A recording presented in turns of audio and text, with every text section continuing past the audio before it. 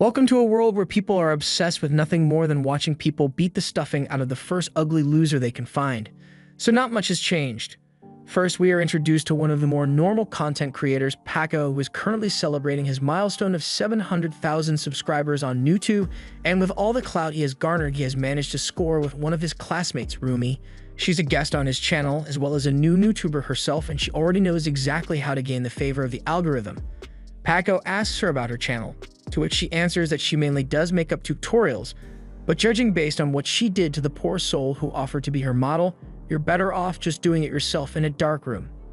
Hoban obviously wasn't dumb enough to agree to do something like this, but the threat of getting your face smashed in can be one hell of a motivator. Hoban makes a fool of himself for the camera and tries to force the most unnatural smile I've ever seen, but once he is alone, his real feelings on the matter are revealed. The only reason he puts up with all the abuse is because while Paco is as dumb as a bag of rocks with his channel, he's a rich idiot since he knows how to rake in the cash. Rumi doesn't have as large of a following as he does, but she just needs to flash her jugs on stream once and the donations will start rolling in. On the other hand, Hoban has literally nothing he can leverage. He's not smart, he's not rich, and he's just plain ugly, so the only option for someone like him is to suck it up and accept that he's got nothing. As he returns to the classroom, he gets greeted by a drop kick to the gut from another one of his classmates who is enraged because Hoban's ugly face breaks community guidelines for being too disturbing. This is Snapper, and he's the cameraman for Paco, as well as a member of a delinquent group. However, in a fight, he's an absolute bitch, so one look at Hoban scares him enough to back off for a moment. He looks around the room, and after regaining confidence since he's got friends to back him up, Snapper volunteered to be Paco's cameraman so he could piggyback off his friend's success. And the same goes for Rumi, who managed to gain over 30,000 in revenue over the course of 20 minutes. Those figures have Hoban shocked to his core since he suffers from a condition called chronically broke. He starts thinking it may be time for him to start a YouTube channel as well, but Snapper was also thinking the exact same thing. He goes over to Paco and asks what it would take for him to start a YouTube channel, and as his bro, Paco is willing to help, but he's going to need an adult to help him sign up since minors aren't allowed to receive the revenue. He'll need his parents to let him use their bank account, but that's going to be a problem for him since he's a terrible son and got caught stealing money from them, so they're not on the best of terms.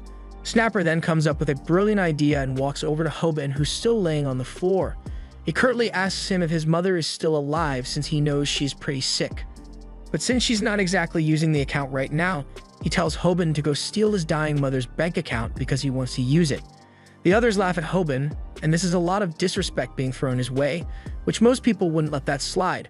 But it's a 3-on-1 right now, so even if he wants to punch them all so bad, he couldn't bring himself to do it. Hoban later goes to the hospital to visit his mother, and she's trying her best to keep a cheery face on for him, but Hoban knows her condition isn't getting much better. His mother notices all the bruises on his face, and she is really worried for the well-being of her son since something is obviously wrong, but Hoban just plays it off and denies ever getting into a fight, just so he doesn't worry his mother. He heads downstairs after seeing his mother has to pay the hospital bill of 30,000. To him, that's a whole week of flipping patties just to pay for her bills. But then other people go and make that much in 20 minutes without even trying. He hates how unfair life is, but he still has some amount of hope left in him because he gets to be close to his crush, Bomi. But with his luck, I won't be surprised if she starts banging Paco for the clout. Bomi asks Hoban if he knows where all the beef patties are, so he points her to the walk-in refrigerator and she thanks him. Hoban isn't the only one who's fawning over Bomi because she's basically the idol of the restaurant, but just getting to look at her makes him happy. Just then, he hears a very familiar voice walk in, and it's the voice of Paco. He doesn't want to be spotted here in case Paco came just to mess with him, but he is shocked to hear that he came here to see Bomi since she has gone viral for being hot at Mickey D's.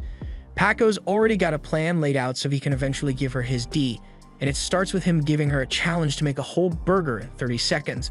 Otherwise, she has to give him her phone number. He's really backing her into a corner here. But Hoban already knows it will be impossible for her to make that burger when she's still new here, so he has to do something before Paco steals his last bit of hope to get noticed by Bomi. Before Paco even knew it, Hoban had already finished making the burger, which he then places on the counter and explains that he made everything the exact way he wanted, even with the flag on top, so he should hurry up and leave. He knows he's going to get beat up in school by Paco tomorrow for what he just did, but it was worth it to keep Bomi out of his clutches. And it may have even earned him some affection points with her. Later that night, Hoban returns home where he is having ramen for dinner, but he's got a problem on his hands since Snapper threatened him into letting him stream in his house, and he even got Hoban to hand over his mother's bank account details too. On top of that, the ramen he's cooking isn't even for him, so Hoban spits in it before going to hand it over to Snapper. He's over there making $30,000 in donations while in someone else's home, so he's thinking about getting him to split some of that revenue for using his house. However, as Hoban was walking over to Snapper, he trips over the extension cable and inadvertently disconnects Snapper's game while also dumping the hot, spit-filled bowl of ramen on his face. Snapper is enraged and begins beating down on Hoban for costing him $30,000 in donations, and Hoban can't believe he's letting someone beat him up inside his own home. But then Snapper crosses a line when he tells Hoban that he's probably the reason his mother has cancer, and in that moment, something inside him snapped. He grabs some kimchi and throws it in Snapper's face before giving him the most deserved uppercut of his life. Snapper punches him back, but honestly, he hits like a bitch, so Hoban is able to tank it and keep fighting.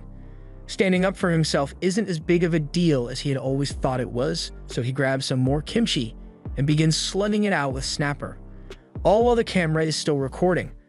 Elsewhere in the city, a girl sees two teenage boys fighting with food in their boxers, and they don't have her respect, but they've got her interest. After the fight has ended and Snapper has been kicked out, Hoban is left with a trash house, and he is starting to feel the pain now that the adrenaline is wearing off. He's also starting to worry about how much it will cost to fix all the damage that was done to this place, but he doesn't want to think about it, so he just rolls up on the floor and goes to sleep. The next morning, Hoban gets a frantic call from Snapper, who is panicking really bad. He yells for Hoban to take the video down, but Hoban doesn't know what Snapper is talking about. Hoban had thought the stream was disconnected when the computer went off, but the webcam never lost power, so everything that happened after that was caught in 4K. Snapper explains that the video of their fight was uploaded to YouTube, and his parents are going to kill him if they see it. Not to mention how bad it looks to lose to someone who's fighting with kimchi. Hoban can't believe what he's hearing, so he goes to YouTube to see for himself, and the video is actually online, in all its kimchi fighting glory. Overnight, it has basically spread all across the world, so Hoban worries that he has gone from being bullied locally to being bullied internationally. But just as he was about to delete the video to save himself any further embarrassment, he notices a comment thread talking about how the number of views equates to the revenue generated. It's about 0.1 yen per view, and the video already has over 10 million views, so Hoban's made 1 million yen overnight. In school, all the students have already witnessed the kimchi fight, and Snapper is lamenting over the fact that his social status has hit rock bottom over this video. He spent so much time sucking up to Paco to get himself high on the social ladder, so he's got to do something to assert his dominance soon. He looks for an easy target and goes over to the class geek to smack him around a bit. But after everyone has seen him lose to Kimchi, his current social standing is so bad that even the loser has the confidence to beat his ass in the middle of class. And Snapper's usual strategy of relying on Paco to scare people isn't going to work anymore since he's ditched him already. Meanwhile, Hoban had just gotten to the hospital, where they informed him that the cost of his mother's treatment for the week has gone up to 120,000, which would be a problem if he wasn't rich now. Outside, Hoban checks on the video and sees that the view count is still going up, so he's making a lot more money, but then he gets sucker punched out of nowhere by Snapper. He's upset that he's become a laughingstock because of Hoban's video, so he starts hassling him to get half the money that was made from the views. Hoban isn't the same wimp he was the day before, so he goes straight for the nuts and starts fighting with him. There's no way he would give Snapper any of his money since it's all in his mom's account, and it was her details that he used to create the stream in the first place. The fight continues, but this time, Hoban isn't scared of him at all since he has already fought him once before, so this time seems easier. Late into the evening, Hoban is comforting a crying Snapper, but he maintains that he still won't be handing over any of the money from the video. That's where Snapper shows him a video he recorded of the fight between him and Hoban just now, so Hoban asks if he intends to post that one as well, but Snapper is smarter than that. If he tries posting this, then people will just claim it's staged and begin insulting both of them. He came here today to ask Hoban to join him because with his help, they can both make a huge amount of money. Hoban may not like Snapper, but he does like money, so Snapper's deal sounds pretty tempting, especially since he was Paco's producer and helped get him where he is today. There's a lot about streaming that Hoban doesn't know about, so he offers to become his producer so that both of them can make a ton of money. Snapper thinks he is being slick and has Hoban hooked like a fool. He plans to make the account his own someday to regain his social status, and he'll use Hoban until he can make that happen. Hoban asks how he wants to split the money, so Snapper suggests that he take 90% of the profit and Hoban takes 10%. It looked like Hoban was about to agree to the terms, but he's not an idiot. Only a moron would agree to such a terrible deal, and they are not friends in the first place, so he flips Snapper off and begins walking away. Snapper is panicking again since his only shot at getting back to where he was is to cooperate with Hoban. So he starts trying to make a deal by going lower on the percentage, but Hoban doesn't seem interested anymore. He finally caves and agrees to do it with only 10% for himself. So Hoban agrees as well and asks what kind of content he had in mind. Snapper underestimated Hoban's intelligence, but since this is the deal he managed to get, he tells Hoban about his idea. They'll be making videos about Hoban confronting bullies in real time. The idea is good, but the next day at school, Paco has already threatened them into being a part of his stream and he intends to make them fight for his own profit. Snapper tells Hoban that this would be a really good time to do that bully confrontation, but Hoban keeps putting it off and saying he'll wait for the right moment. Eventually, while Paco is giving his usual speech to his subscribers about him doing a giveaway, Hoban seizes the moment to interrupt and call him out live on stream for scamming his viewers with the giveaways since no one has ever actually won anything from him. On top of that, Paco is generally just a piece of crap that derives great joy in bullying those weaker than him, and as proof of that, Hoban takes off his shirt to show the bruises Paco has inflicted on him. The way Hoban thinks about it, he gets beat up every time he comes to school anyway, so why not use it to make some money? The commotion draws the attention of a bunch of students in the halls, but they all just think Paco is going to beat up Hoban like usual, so the outcome is clear. However, that doesn't mean they aren't going to stay and watch though. Everything is going according to Snapper's plan since Hoban will be able to draw a bunch of Paco's subscribers over to his channel if he exposes him live, and Paco seems pretty mad about it too. However, Paco's expression quickly changes to a smug grin as he mocks Hoban for trying to expose him on stream, but his phone battery already died, so the stream ended before he could expose him. And since his social status is still secure, Paco intends to make Hoban regret ever trying to mess with him in the first place. He raises his hand and smacks Hoban across the face, following it up with several more slaps. But this is all part of Snapper's plan, as well as he wasn't dumb enough to rely on exposing Paco on his own stream. Snapper already set up his own stream and he has been secretly recording Paco ever since he started beating up Hoban. It's the perfect way to make money off Hoban getting beat up while also ruining Paco's reputation, and it may be working, but Hoban wonders to himself if people really want to see a kid get beat up so badly. He is doing this to make a lot of money so he can afford his mother's treatment without having to keep flipping burgers, and to make sure that happens, he needs to make sure that this video blows up. So he goes for a more interesting type of content and decides instead of just letting himself get beat up, he'll actually fight back. Snapper sees what Hoban is doing and he doesn't think it's a good idea to stand up to Paco since it would have just been a short beating if he stayed quiet, but now that he has challenged him, he's going to be in for the fight of his life. He has to admit that he thinks Hoban has gotten a lot braver in the past few days, but internally, Hoban is pissing himself in fear. He got into stance for a fight, but now that he takes a good look at Paco, there's no way he's fighting that monster and walking away alive. And he can't back out either since everyone already saw him basically challenge Paco to a fight. Now, normally, he would have considered getting down on his knees and apologizing to him so he won't be maimed. But then Paco insulted Hoban's mom for having cancer, and that's when Hoban stopped giving a shit and just went for it. He tackles Paco by going straight for his leg. And that may have actually done something if there wasn't 100 pounds weight difference between the two of them. Paco admits Hoban was fast to catch him off guard like that, but you should have known he was no match for him before he started this. He picks Hoban up and mocks him some more, saying he's going to send him to the hospital so he can be closer to his dying mother. Hoban gets slammed into the ground with such force that he starts reevaluating his life decisions. He never knew weight made such a huge difference in a fight since the only experience he has had is with Snapper, who's around the same weight as him. He knows he has lost the fight, but Paco isn't done yet and gets on top of him to begin caving his face in. But before he can permanently disfigure Hoban, he gets interrupted when a guy tells him he is being too noisy. Paco gets up and is ready to beat up whoever said that as well, but then he realizes that it was Kim, who is known as a rising star in MMA. He immediately takes back everything he just said because he knows Kim could knock him out in a heartbeat if he wanted to, so Kim just tells him to stay quiet because he wants to go back to sleep, but he should make sure he doesn't get woken up again by his antics. Because of this, Paco gives up on beating Hoban up and leaves the class while Hoban lies on the floor.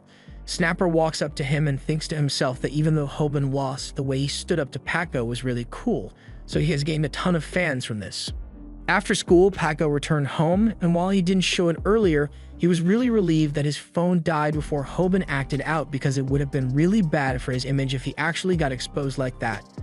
He finally plugs his phone in, but he is immediately hit with a bunch of piled-up angry DMs from his subscribers, calling him a fraud for faking all those giveaways and being a piece of shit. Meanwhile, Hoban is back home and taking a shower. He knows he lost the fight today, and that's the way his life has been for the longest time, but even if he couldn't land a good hit on Paco, he was at least able to land a good hit to his wallet. Since the video of Paco beating up Hoban was uploaded, it quickly went viral, showing everyone just how bad of a person Paco really is. Of course, Paco tried to salvage the situation and created an apology video the next day, but he made one crucial error. He left the camera rolling afterwards and immediately went on to start insulting his viewers for being dumb. And from there was a huge downward spiral since people started looking into some of his old videos. And all of them were found to be staged or fake, so in scientific terms, bro fell off. But one man's downfall is another's staircase, as Hoban has cemented himself as a popular YouTuber and is taking in those big bucks. However, there's no going back now that he is in the public eye, so he needs to think about what he's going to do for his next video. Earlier, when he met with Snapper, they discussed switching the content they created to fights, but there's one major issue with that plan. Hoban still sucks at fighting. At best, he could probably last a minute in a fight before it just turns into a beatdown, but they'll never make any decent money if all the videos are that short. For the videos to be profitable, Hoban is going to need to be able to last at least 3 minutes in a fight, but he has no idea how he's supposed to do that. He turns to the internet for some quick advice on how to fight better, but all the advice involves going through years of training, and Hoban doesn't have time for that. He tries looking up some martial arts videos so he can at least learn some amount of self-defense, but none of them are easy enough to replicate from just looking at a video. Hoban decides that he's just going to have to teach himself how to fight instead, so he just tries looking up some basic principles for a fight, but accidentally misspells the word fight. Strangely, there's actually a channel called How to Fight, but it has no views or subscribers, so Hoban assumes it must have been made by mistake or something.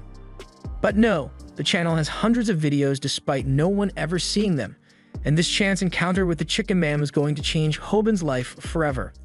In the first video Hoban watches, the Chicken Man named Sambek explains the state of mind you need to be in to control a fight. Rule number 1 is you must never let yourself get worked up during a fight, because once you do, your opponent will be able to take advantage of your recklessness.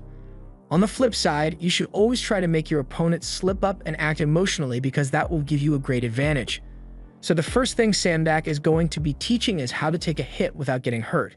Hoban pays full attention to everything Sambek explains in the video, but it seems too easy for him to trust that it works, so he just writes it off as a scam they'll try to sell him a course or something later on. He goes to bed for the night, and the next day, Hoban heads into work to quit since the money he makes her isn't going to be enough to help pay for his mother's treatment. The news that Hoban is quitting reaches the girls in the changing room, and they all already know him from his viral videos. Bomi is particularly interested in hearing about this, so she heads out to the front to meet with Hoban. She thanks him for helping her out last time Paco came here, and since he is quitting, she won't get to see him at work anymore, so she wants to exchange contact info with him so they can keep in touch. This right here is the face of a winner.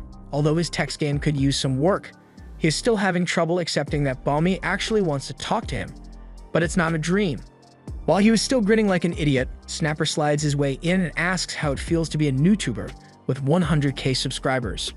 It's really impressive to have gotten that many after only posting 2 videos, but he's got to keep it going, so he needs to come up with a way to last at least 3 minutes in a fight.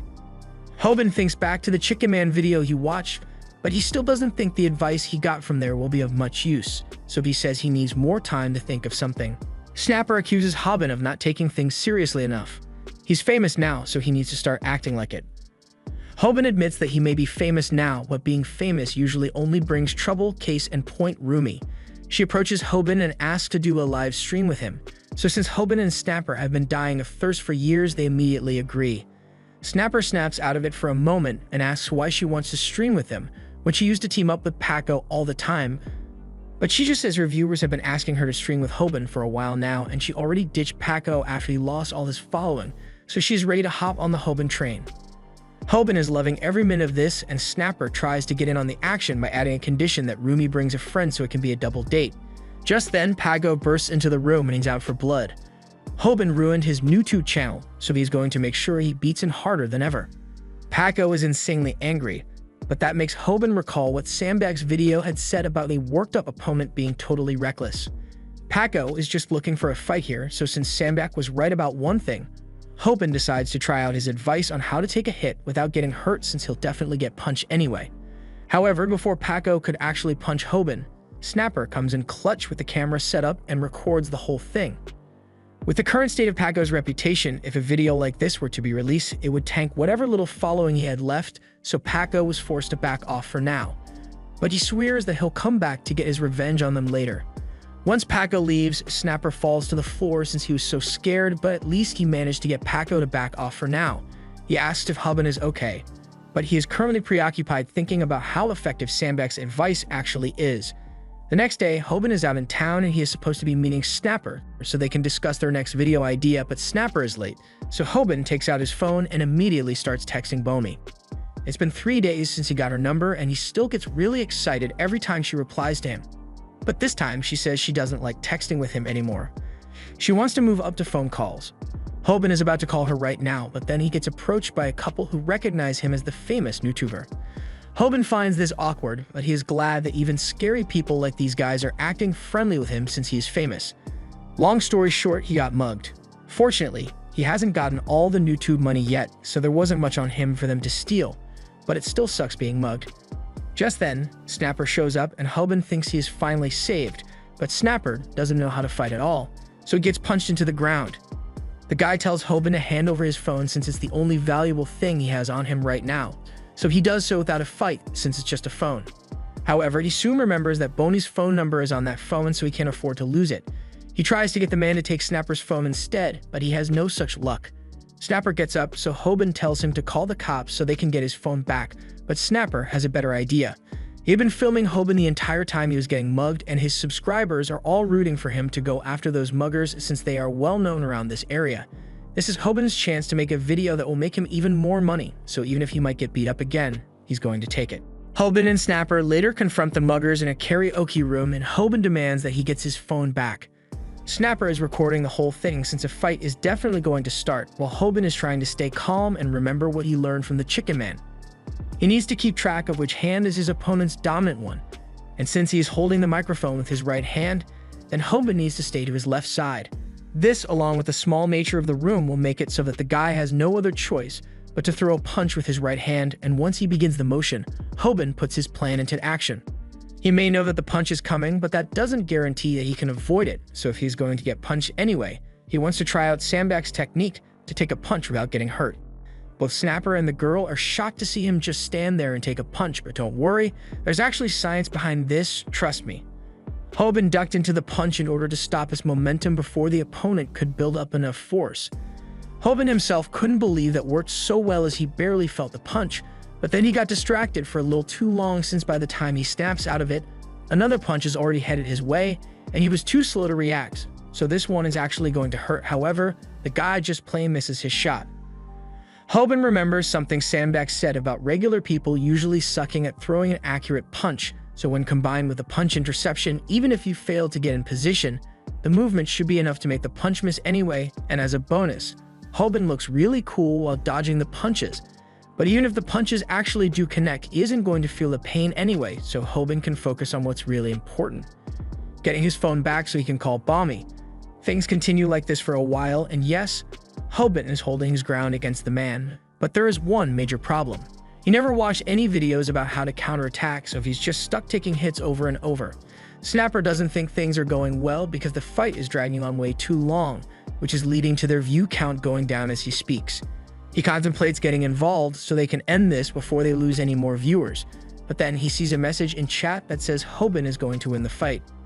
It makes no sense to him since Hoban has done nothing but dodge and occasionally take punches straight to the head, but the well-informed viewer goes on to type an essay in chat, saying that while it may be true that Hoban has been taking a lot of hits, but the guy's fists are in just as bad shape after all that bare-knuckle punching. He may not have noticed up till now because of the adrenaline, but he's surely going to feel it now. The guy falls to the floor in absolute agony once the pain from his broken hands sets in, so Hoban is victorious. However, it sure doesn't look like he won with how badly his face got beat up, but none of that's important right now because he finally has his phone back and can reply to Bomi. Snapper is starting to think that this may not have been worth it after all, but they did manage to gain a bunch of new fans thanks to Hoban's resilience. By the end of the week, they already have 1 million views on the video, and since they started the channel, they have gotten a total of 25 million views. And since they finally completed all the approvals, it's time to get paid. The total payout for the revenue is 2 million yuan, and Hoban is in awe of the amount of money he is currently holding in his hand. But still, for 25 million views, Hoban had thought he would get a lot more out of this. Snapper explains that the smaller amount is because it took them a while to get verified and put ads in their video.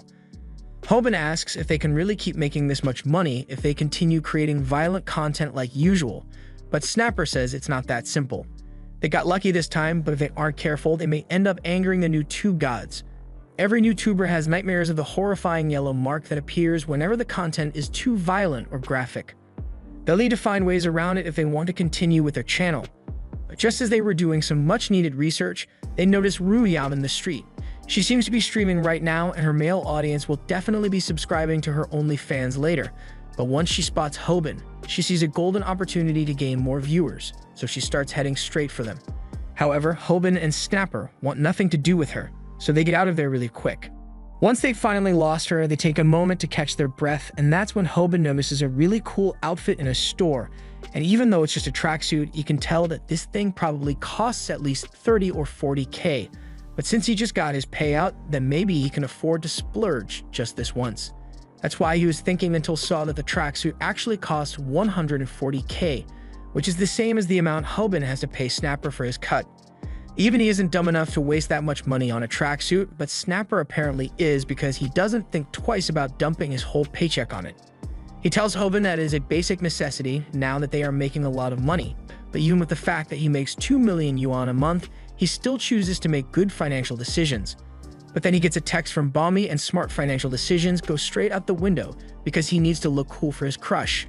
She asked to meet him out in town and he's getting really nervous because this place is full of couples, so he decides to start a live stream, but that draws a lot of unwanted attention, but it's also getting him a lot of desperately wanted attention as a girl comes running up to him asking for a selfie.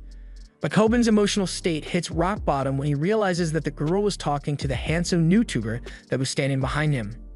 This guy is out in the street interviewing all the pretty girls he can find, and he soon spots an especially pretty girl, so he tries to get an interview with her as well, but the girl says she can't chat with him because she is meant to be meeting someone here, and it's at that moment Bomi finally spots Hoban. And coincidentally, she was wearing the same outfit as Hoban, so they've already got something in common. Hoban always hated the popular crowd because they were so much better than him. He was short, ugly, bitchless, and 10 IQ points away from being able to collect disability, so there wasn't much he is going for him. If nothing else, he at least wanted to be a good fighter, but that was just a pipe dream while he was forced to do whatever Paco wanted. However, there are people who even Paco didn't dare to disrespect, like Munsong, which is why Hoban wanted to be like him so much. But that's all in the past now because Hoban finally has a chance with his crush, but that doesn't change anything about his ugly face. This is all Hoban could ever ask for. And when his hand accidentally touches Bomi, he goes into a trance and can see his entire future with Bomi as his loving wife, children and all. But Hoban is snapped out of his fantasy by Bomi when she calls his name and asks if he doesn't want to eat at this cafe after all. Hoban realizes he is being weird, but he can't tell her he was imagining their married life, so he just comes up with an excuse that he's a man of few words, and while Bomi accepts it, she is a little upset and begins pouting a bit. While they are standing at the counter, Hoban starts to feel a little self-conscious because he thinks Bomi is getting bored hanging around him. And his situation isn't helped by the fact that a nearby couple immediately starts making fun of him for being short. He starts thinking that Bomi must be embarrassed to be seen with someone as vertically challenged as him.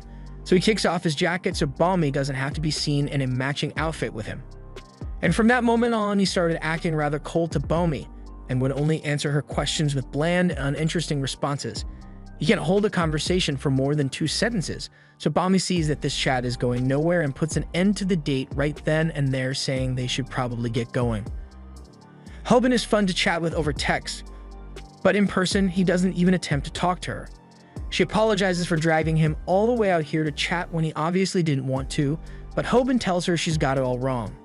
The truth is that he has never actually been on a date with a girl or even spoken to one so casually before. Nor has he been to a fancy cafe before, so he doesn't know how to act. Especially since he gets really nervous whenever he looks at Bomi's pretty face. Hoban must have maxed out his charm stat because everything he said just makes Bomi like him even more, so they leave together, and all the while, a girl who has been stalking Hoban this entire day nods approvingly. While on their stroll, Bomi gets a call from an old friend of hers, and the person says they're close by, so they're on their way to meet up with her. Bomi apologizes to Hoban for bringing a third wheel on their date, but the person who just called is a friend from her grade school, but they lost touch a while ago, which is why he wants to catch up now. Hoban does not see anything wrong with this until Bomi mentions that her friend is Munsong. And all of a sudden, Hoban's chances with Bomi seem non-existent if this is the friend she tells him not to worry about. Hoban gets a new vision of the future, but this time Munsong is married to Bomi, and he's just a random guy that shows up for no reason. Bomi gets Hoban to snap out of his daydream once more, and she asks if Hoban happens to know Munsong since she thinks they go to the same school. Hoban doesn't know what to say to this, so he just agrees, saying that he and Munsong are really close friends so Bomi doesn't find out that he was a total loser in school. However, he immediately regrets lying about it because Munsong arrives and he's got the same jacket on as well. Bomi tells him his friend is here too, but Munsong has no idea who she is talking about, so when she points at Hoban, his heart skips a beat because he is definitely going to be called out for lying. However, by some miracle, Munsong is actually a pretty nice guy, so he goes along with it and says he is friends with him since they are in the same class, even though he barely remembers Hoban's name, so Hoban is wondering why he is being so nice to him. With that awkward encounter having ended, the three now start walking down the street in their matching outfits. But with how good of a pair Bomi and Munsong look like, Hoban feels like he has been demoted to a third wheel, and he doesn't want to stick around any longer so he doesn't have to watch Bomi get stolen away from him. He stops in his tracks and says he has to go home since his feet are hurting, and Bomi seems genuinely upset that he had to leave so soon, but she and Munsong have nothing else to do but carry on with their plans. As Hoban walks away, Snapper, who had been stalking him with a camera, grabs him for being an idiot and giving up on the date so soon. He and Bomi were getting along so well, so it makes no sense for him to leave now, but Hoban didn't want to stick around and try to get in between those two. Anyone could tell that they look perfect together, so compared to them, he is nothing more than an ugly toe getting in the way. Snapper gives him some words of wisdom and says love is all about fighting for the one you cherish. So is Hoban going to give up on pursuing Bomi just because his strong rival has appeared? Hoban doesn't think he has a chance of winning Bomi from Munsong, but as a famous coach once said, you miss all the shots you don't take. Hoban has been underestimating himself this whole time because at the end of the day, it was Bomi who asked him out on this date. Why would she invite him out and buy him coffee if she wasn't interested in him at all? And she looked so sad when Hoban said he was leaving, so he was really about to fumble the bag when he was already at the finish line. Hoban's eyes have been opened and he thanks Snapper for giving him the confidence to go back out and tell Bomi how he feels, but Snapper's whole speech wasn't motivated by kindness, but rather he played the part of a W wingman just for the views. His real intention is to have a stream of Hoban getting rejected and rake in the views at his expense, but as he chases after him to witness Hoban getting his heart broken, he sees something he never expected. As Hoban got to the table where Bomi and Munsong were sitting together, he tells them that he got over his toe pain, so he's fine to spend the rest of the day together. Munsong is a little concerned about Hoban's toe pain, but since he says he is fine, he gets up to take his leave. Hoban is shocked that Munsong is leaving already, but he never planned to stay long in the first place since he has to practice for his upcoming match. Hoban is internally kicking himself for nearly giving up on his date with Bomi when Munsong isn't even interested in stealing Bomi from him. As Munsong leaves, he turns back to Hoban and tells him that he thinks he is a good fighter. He saw his last video and recognized that he was taking the punches earlier to minimize the damage, and he believes Hoban wasn't striking back on purpose, even though he just never learned how to attack. Munsong says he looks forward to seeing Hoban's next video, and Hoban now knows that he needs to learn the next step of that combo. But before that, he sits with Bomi on a bench, and she asks if he came back because he has something to tell her. Hoban needs a moment to draw the courage to answer and asks her what her ideal type of guy is. Now Bomi is embarrassed as well and answers that she likes honest guys more than anything, and Hoban is excited because honesty is something he can do. He's about to tell her how he honestly feels about her, but first he picks Snapper out of the bushes since he knew he would be trying to film his confession. But then he notices that Snapper is in pretty bad shape, and that's because Paco found him. Thanks to the stream, Paco was able to track down Hoban and Bomi down, and now he's going to get his revenge. Hoban can see that things are going to end up bad, so he tells Bomi to get out of here, but Paco has beef with her as well since she didn't give him her number that time he asked for it. He calls Bomi a trifling hoe, and Hoban nearly loses control at the disrespect directed towards his crush, but he remains calm because he knows anger won't help him win this fight. He resolves to make Paco lose his temper first, so Hoban taunts him into attacking him first and tries to use the same technique as before, but unfortunately, since Paco watched the video, he knows all about that trick and counters with an uppercut. Hoban now remembers what Sandbach had said about not using the same move too often because it can easily be countered once your opponent knows about it, but Hoban doesn't know any other moves he can use because he never watched the other videos. Paco continues walking towards Hoban to beat him up more, and Hoban can't think of any methods to fight back. He gets set into a flashback of how terrible his life has been with all the bullying he had to go through, but that he got a golden opportunity to make a lot of money with his YouTube channel, and because of that, he thought he could finally fit in and become a regular kid. But that also made him grow complacent and neglect any training to become a better fighter, and now it has come back to bite him. He's getting jumped like he always was before, but back then, he thought it was easier to just get beat up than it was to resist because the pain from wounds would eventually fade away, but this time it's way worse. He didn't want Bomi to see him get beaten, so he pleads with Paco to let her go home safely, but Paco is enjoying himself way too much to let either of them go. He tells Hoban to get down on the ground and plead for forgiveness, and Hoban is willing to do it if it means Bomi will be safe. But then Paco changes his mind and tells him to take his pants off so he can be thoroughly humiliated on his own channel. That's when Hoban notices that Paco's goons have been forcing Snapper to film this whole thing, so Hoban's pride is in shambles. But what really made it sink in for him that he's a bitch is the fact that Bomi had enough courage to slap Paco when he couldn't resist. Paco gets angry and grabs Bomi by the jacket, but before he does anything, he tells Snapper to point his camera somewhere else so people don't see that he's about to punch a girl. But Hoban takes action to stop Bomi from getting hurt by drawing attention to himself and taking off his pants like Paco had wanted. Paco finds it amusing that Hoban actually stripped, so he says he'll let him go once he deletes his YouTube channel. However, Hoban has one final secret weapon up his sleeve and prepares to get rid of his underwear as well, so that Paco's channel gets banned forever. But before Hoban can have his twig and berries live streamed to the whole world, Munsong arrives and holds his underwear up, telling him that he doesn't need to do that. In no time, he began taking down the goons one by one with his martial arts skills and had Paco pleading for mercy. Once he was done beating all of them up, he goes over to Bomi and asks if she's okay. And while she says she is fine, she is more concerned about Hoban since he was beaten up pretty badly. Munsong tells her that they should head home now, but she insists that she needs to go check on Hoban. However, Munsong can tell that after the mess that just occurred, Hoban may need some alone time to himself to think about things. Hoban has a moment of deep thought and begins wondering when he became such a loser.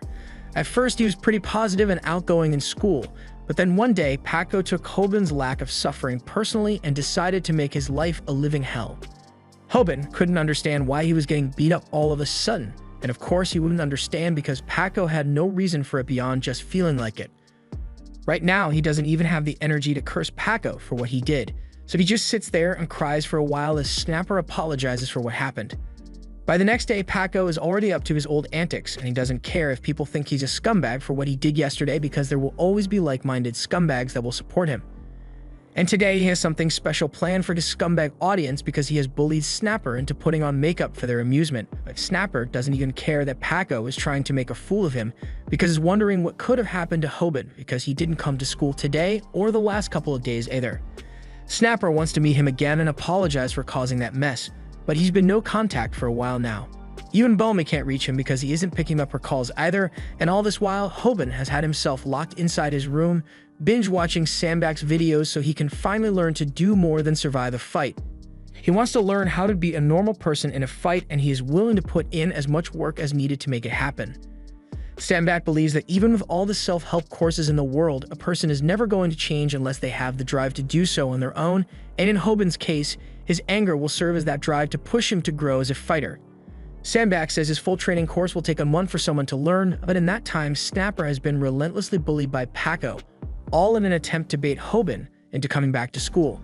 But Snapper is actually being a good friend for once and doesn't want Hoban to come and put himself in danger. Snapper says that if Hoban is watching this stream, then he should stay away from school for his own safety. And while Hoban is indeed watching the stream, he's already here and standing right behind Snapper. Paco is happy that he finally gets to beat Hoban up again, but Hoban seems a lot more confident than he was last time. He walks into class and tosses his phone over to Snapper, who is still a little confused. He looks down and sees the phone is already streaming live, and Hoban tells him to hurry up and start filming because this is the video marking his return to NewTube and is going to be about him beating Paco in a fight. We get a flashback to Snapper's experience in school after the incident in the park, and with Hoban gone, Snapper was trying to get on the good side of Rumi, who had just reached 100k subscribers. It has been a month since Hoban last came to school, but Snapper can understand why he doesn't want to show his face after the humiliation he had to go through. Rumi recalls Snapper being friends with Hoban, but Snapper immediately denies ever having a friendly relationship with such a loser. And on a completely unrelated note, Snapper asks if Rumi happens to need a producer for her NewTube channel, since he has a lot of experience with them. But he gets interrupted by Paco, who also questions him about being friends with Hoban, but Snapper once again denies it, saying it was just a business partnership for his channel, and seeing as Hoban isn't around right now, he's ready to jump ship. After listening to Snapper's speech, Paco gut punches him and proceeds to beat him down in the middle of class because he is disgusted by how easily Snapper is ready to betray the people around him for his own benefit. First, he betrayed Paco in favor of Hoban, and now he wants to betray Hoban as well, so Snapper has earned the ire of all his classmates. But in his defense, that's all he can do to help himself. He has no talents, can't get good grades, or make money on his own, so the only way he can survive is by sucking up to those stronger than him. Life is unfair to people like him, especially when the bullies never learn their lesson, because even though Paco already sank to rock bottom once after getting exposed as a scumbag, all he had to do was embrace his scumbag nature on stream, and now he's already back to 900k subscribers. And he's only getting more popular as time goes by. Meanwhile, Hoban's channel is bleeding subscribers by the minute because they haven't posted anything in a month and Hoban is MIA. Paco is to blame for all of it, but right now he's just busy thinking of a good video idea to get his channel to 1 million, and he has the perfect idea in mind, so he goes up to Snapper and tells him to bring Hoban to school tomorrow so he can beat him up and get his channel to 1 million views. But Snapper can't believe that Paco is so callously asking him to sell Hoban out like this. But then Paco says he's willing to hire Snapper back as his cameraman if he gets Hoban to come to school, and all of a sudden, Snapper is feeling pretty motivated, so he says he'll do it. He knows he is trash for doing this to Hoban, but he justifies it by saying he needs to do whatever it takes to survive in this cruel world. But since he forgot where Hoban's house is a while ago, he rushes to the hospital to ask Hoban's mom instead. Hoban's mom didn't know Hoban hasn't been going to school, but Snapper can explain why, or the fact that he's only trying to get him to come to school so he can be beaten up.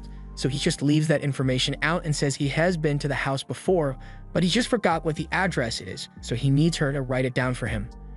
Hoban's mom doesn't question it and immediately writes down her full address for Snapper, and once he has the paper in his hand, he believes he has punched his ticket to getting back in the good graces of Paco. But by the next day, the only thing that got punched was Snapper. Paco is angry at him because he didn't manage to get Hoban to come to school after all. Paco made a whole announcement and even had a deal with his viewers that he'd get 50k yen if he actually beats up Hoban. But Paco doesn't want to hear any of these excuses and begins smacking Snapper around. However, since Snapper failed to get Hoban here by going to his house, Paco decides to make a video of Snapper to force Hoban to come out of hiding and save him. But this is where Snapper finally learns a little about friendship and decides to not sell Hoban out. Instead, while he's on camera, he warns Hoban not to come to school right now because Paco has a mission to beat him up, and if he does it, he'll get 50k in. Back when Hoban's mom gave him the address, he was about to leave to sell Hoban out, but then Hoban's mom asks if his name happens to be Snapper, and after he confirms it, she gets really happy because Hoban had told her all about him. He mentioned how glad he was to have finally made a friend in school, and hearing that Hoban thinks of him as a friend, he realizes how wrong he has been.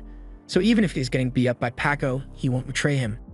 This brings us back to the moment Paco was calling Hoban out on stream while using Snapper as bait, but even now Snapper still pleaded with Hoban not to come here for his own safety, but Hoban was already right behind him. Snapper calls Hoban an idiot for coming here even though he told him not to come, but Hoban is more focused on making sure Snapper captures every move he makes on camera. Paco mocks Hoban for acting so stupid and throws a palm strike at him, but Hoban uses the get hit without taking damage technique so he is unharmed. Hoban is bobbing and weaving all over the place, but Paco isn't phased though because he has countered this once before, so he throws his side punch. In a flashback, we see Hoban right after he got his ass handed to him by Paco in front of Bomi, and he is rewatching the video Sandbach made saying that only an idiot would expect the same move to work over and over again. Hoban is aware that he got cocky and overconfident, leading to his defeat and humiliation in front of his crush. He can't bring himself to see her again like this, and nor can he face his YouTube viewers, but he still needs the money from the channel, so he can't give up on it. He resolves to keep watching Sandbach's videos and clicks on the next one titled, How to Be a Regular Person in a Fight. He says learning this technique will take a while month of hard work and dedication to learn, but Hoban is willing to try. The first step is getting some protein and bulking like there's no tomorrow.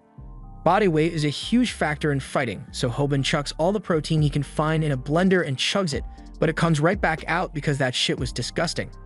He doesn't want to do this anymore, but then he sees Sandbach mention that drinking raw meat ain't good, so just go buy actual protein shakes. The second step is to have the willpower to push through the training because all that protein needs to be put to good use in building muscle. After that, Hoban needs to build stamina, so he goes to the pool to swim in order to build his endurance so he can last in long fights. But once he's done, he finishes the rest of the video and Sandbach says that everything that he just did isn't going to do jack to improve his build or stamina in just 1 month. Hoban feels betrayed, but Sandbach continues by saying that taking down a stronger opponent is going to come down to skill, and he's going to teach him the perfect technique for brawling. A reporter once asked a famous fighter what martial arts would be best for a kid who is getting bullied, and the man said there is only one skill that a kid would need to learn. So back to the present, Hoban runs up to Paco, and in one swift motion, he dooms Paco to a future of arthritis. Hoban has to practice this low kick 10,000 times over the past month, so he is glad his training paid off. Paco tries to pretend he didn't feel that kick from Hoban and mocks him for missing his thigh, but the target was never the thigh to begin with. While conventional low kicks usually aim for the thigh to build up damage over time, aiming lower deals a lot of instant damage to the opponent. Munsong is proud that Hoban was actually practicing to get better after all, and as the fight continues, Paco charges at Hoban to throw another punch, but during Hoban's training, he also watched a lot of JoJo. So he starts running away to keep his distance from Paco. So long as Paco can't reach him, he will eventually have another opening, and once the opening presents itself, Hoban delivers another calf kick to Paco. Everyone is shocked that Hoban is actually holding his ground against Paco, but Munsong is wondering why Hoban hasn't bothered using another move for a while now. Paco thinks Hoban only learned how to do calf kicks, so once he figures out how to block them, he thinks he has got Hoban against the ropes now. However, Hoban learned his lesson from last time, so he anticipated that the calf kick wouldn't be enough to win him the entire fight, so he had to learn a second move. Learning more than one skill in a month is no easy feat, but Hoban isn't the same weakling he was before, so while Paco was fixated on blocking another kick, Hoban switches things up and throws an overhand punch which knocks Paco down to the floor and out cold. There's silence in the class as everyone is stunned since no one really thought Hoban would win, but then Paco's goons try to avenge him, so Snapper steps in and warns them not to lay a finger on his friend. The goons seem to actually be a bit scared, but it's not because of Snapper, but rather Munsong who came to Hoban's aid. He turns to Hoban and tells him that he did a great job, so there's no need to be crying, but Hoban isn't crying out of pain. These are tears of victory, and he commemorates his victory by asking his viewers to like and subscribe for more content. Following that day, Paco started skipping school a lot, but likely not because he's scared of Hoban, because at the end of the day, Hoban's win could be summed up as nothing more than a little skill and a lot of dumb luck. He's more likely too ashamed to show his face in school after his reputation tanked. Hoban thinks Paco deserves it, but he feels a little bad about being the cause of all Paco's suffering. Oh wait, no he doesn't. F Paco and his stupid YouTube channel. Hoban is loving every minute of Paco's suffering. As an added bonus, all the subscribers that Paco is losing are all flowing to Hoban's channel now, so Hoban has officially hit the milestone of 100k, and he is really grateful to each and every one of his viewers, so he makes a thanks video and does a headstand. And with all the new income, he was also able to buy his mom a new jacket, but she still has no idea about any of his new antics, so she wonders where he could have gotten the money to buy something like this because she's pretty sure they are broke. Hoban lies and says he got the jacket on sale for really cheap, but it actually costs more than their monthly rent. Changing topics, Hoban's mom mentions that his friend came here a while ago, and Hoban thinks she must be talking about Munsong, since he's the only one he considers a friend. Snapper was outside the door to the room, and when he heard this, he went ballistic because he had a whole character arc for Hoban, and it turns out he doesn't even see him as a friend. He gets into a fight with Hoban over it, but Hoban is just smiling because he does actually see Snapper as a friend, although he can be a bit of a jerk sometimes. After Hoban and Snapper have made up with each other, they both have a meeting where Snapper mentions that it might be a good idea to get themselves a professional editor to really help their channel grow. Hoban doesn't think it's really necessary since Snapper has been doing all the editing up till now, but Snapper only knows the basics, and even that was just from him watching others do it. No matter how good their content is, it may become a routine, and people may end up getting tired of it, so they need to have a skilled editor to help keep things exciting for the viewers. Hoban is on board with the idea, but he wonders how they are supposed to find someone who's really good at editing. He suggests making a job post, but Snapper thinks that's far too old-fashioned for the current times, so instead, he starts a live stream. Hoban and Snapper both get on the bed, and Snapper tells the viewers that they are currently looking for an editor, so they'd really like to get some applicants. They ask everyone to write down their skill set and prior experience in the comment section so they can choose someone, but a lot of the viewers have no other special skills aside from living in their parents' basement. Hoban doesn't think any of these guys would be good editors, and Snapper agrees with him. So they try to clarify the job requirements and ask if anyone in chat has any editing experience. Then finally, the guy who always explains the things Hoban does on stream speaks up and says he is pretty good at editing videos. Snapper doesn't want to claim he is lying, but he is a little skeptical of the guy's skill with videos. But since he volunteered anyway, Hoban thinks they should at least meet with him so they can verify his skill. Snapper doesn't want to hire this guy since he is probably an old dude, but Hoban doesn't care how old he is as long as he is good at editing. So they ask the guy to send them his contact information so that they can meet with him for an interview. Later at school, Snapper comes up to Hoban and asks him if the old guy ended up contacting him after all, and Hoban says he did. But the greeting card he sent Hoban is so old-fashioned that Snapper immediately wants to just block him and never speak about this again. Even though Hoban is put off by the greeting card as well, he doesn't think it's right for them to cancel the interview since they did promise to meet him. Snapper asks how they are going to be doing the interview anyway, but Hoban isn't sure on the details since the guy just said he'd show up here at some point. And Hoban is pretty worried since he doesn't know how to interact with people like him. However, it turns out that the old man is actually a girl from their school, but she doesn't acknowledge their surprise at all and just smiles, saying they should get the interview started. The girl's name is Lee, and she is pretty famous for being the cutest first year, although she isn't very popular in her class regardless. She apparently grew up in a foreign country, so she learned Japanese from the internet, and now she only knows how to speak as if she's trying to sell you a car. Snapper can't believe he mistook her for an old man, and he finds the way she talks to be hilarious. But then Lee grabs his finger and tells him it's rude to point, and Snapper is now in delusional love, the same way Hoban was with Bomi, complete with a full plan of their future life together, but Hoban snaps him out of it because they still have an interview to get done. Snapper is embarrassed that he fell head over heels for Lee from just touching her hand, but he still thinks she's really cute though. Lee has gone through the effort of editing one of their videos for Hoban to review, and Hoban is impressed that she even went as far as to create an introduction from his channel. Snapper immediately jumps in and decides that Lee is the perfect person for the job, which is a decision that is totally unrelated to his crush on her. But Hoban still wants to do a more thorough interview. He likes the fact that Lee highlighted the funny comments in the video because it adds to the comedic effect, so he can definitely tell that Lee knows what she's doing, but he still can't tell whether it's worth hiring him or not. He asks her if there were any parts that she struggled to edit, so she scrolls over to the part where Hoban was about to take off his underwear on camera, as she found it really difficult to censor that part, but Hoban is so embarrassed that he hires Lee on the spot so that they can stop talking about it. Since Hoban is now on board with hiring Lee, Snapper thinks everything is settled, but Hoban still has one more question before he officially hires Lee. If she is so talented with editing, she could probably get a position with any other YouTube channel, so he wonders why she chose to come to him instead. Her interest in Hoban all started on the day that he first squared up against Paco. Hoban stood no chance of winning back then, but the look in his eyes made her willing to follow him, so she's excited to finally be working together. Hoban feels the same way, so after finalizing things with a handshake, they make an announcement on the channel that they found an editor.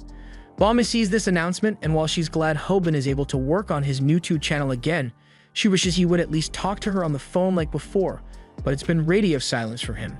As she is walking down the street, she sees a crowd of people gathered around an arcade, and they are all contemplating whether they should call the police or an ambulance after what they just witnessed. Bomi arrives at the door, and she is shocked to see 4 guys laid out on the floor, while one is calmly sitting on a chair and playing a game. The leader of the gang that was just beaten up kicks the guy's chair and asks if he is the one who beat up all of his friends. The guy in the chair doesn't acknowledge the gang leader's question and instead asks him if he can borrow some money so he can keep playing the game, all while having a look on his face that says, "I can beat your ass if I want to." Meanwhile, Snapper is showing Hoban a video about a mixed martial arts fighter named Taehan, or rather a former fighter because he got fired for causing too many problems and having a bad reputation. Snapper continues, saying that Taehan had studied martial arts since he was very young, but Snapper finds it really funny that it's actually Taekwondo that he studied. He believes Taekwondo is a stupid martial art because it relies mainly on kicks, so if you take your opponent down to the ground, then you've won the fight. He thinks even he could handle Taehan in a fight as long as he watched out for his kicks, but that Lee comes up to both of them and calls Snapper an amateur for believing that Taekwondo is completely ineffective in a fight. While it may be true that sports Taekwondo would never work in a street fight because it is practiced with the purpose of scoring as many hits as possible, real combat Taekwondo is a whole different story because it aims to knock the opponent as quickly as possible. And Hoban agrees with her, but he still doesn't know what this has to do with him. Snapper reminds Hoban that their channel is based around standing up to bullies, so for their next video, he wants Hoban to fight Taehan. Hoban starts yelling that Snapper is crazy if he thinks he will fight Taehan, but this whole idea came from one of their viewers. Lee explains that Taekwondo is widely renowned as an exceptional fighting technique, although it is really flashy, so it does end up leaving a lot of openings to be exploited. However, there is an exception to this rule within the moveset of Taekwondo, and that is the back kick. Its power and precision make it one of the most feared moves in all of mixed martial arts. But while Hoban is glad to receive all this information, this isn't some random thug they are telling him to fight, this is a professional fighter. So what exactly do they expect him to do against a monster like him? He asks if they can't just switch content to an eating challenge or something, but he has already built up a fan base that wants to see fights, so he can't switch things up now. For now, let's talk a bit about the devil that is known as Taehan. He's a real psychopath and was once a famous Taekwondo practitioner, but then he suddenly quit without an explanation, and now he just picks in random people for fun, just like he did when he told a kid to swap shoes with him. He always gets what he wants because he is much stronger than everyone else, but the reason they call him a devil is because he won't beat you up directly, but rather, he'll target your friend and make you watch unless you give him what he wants.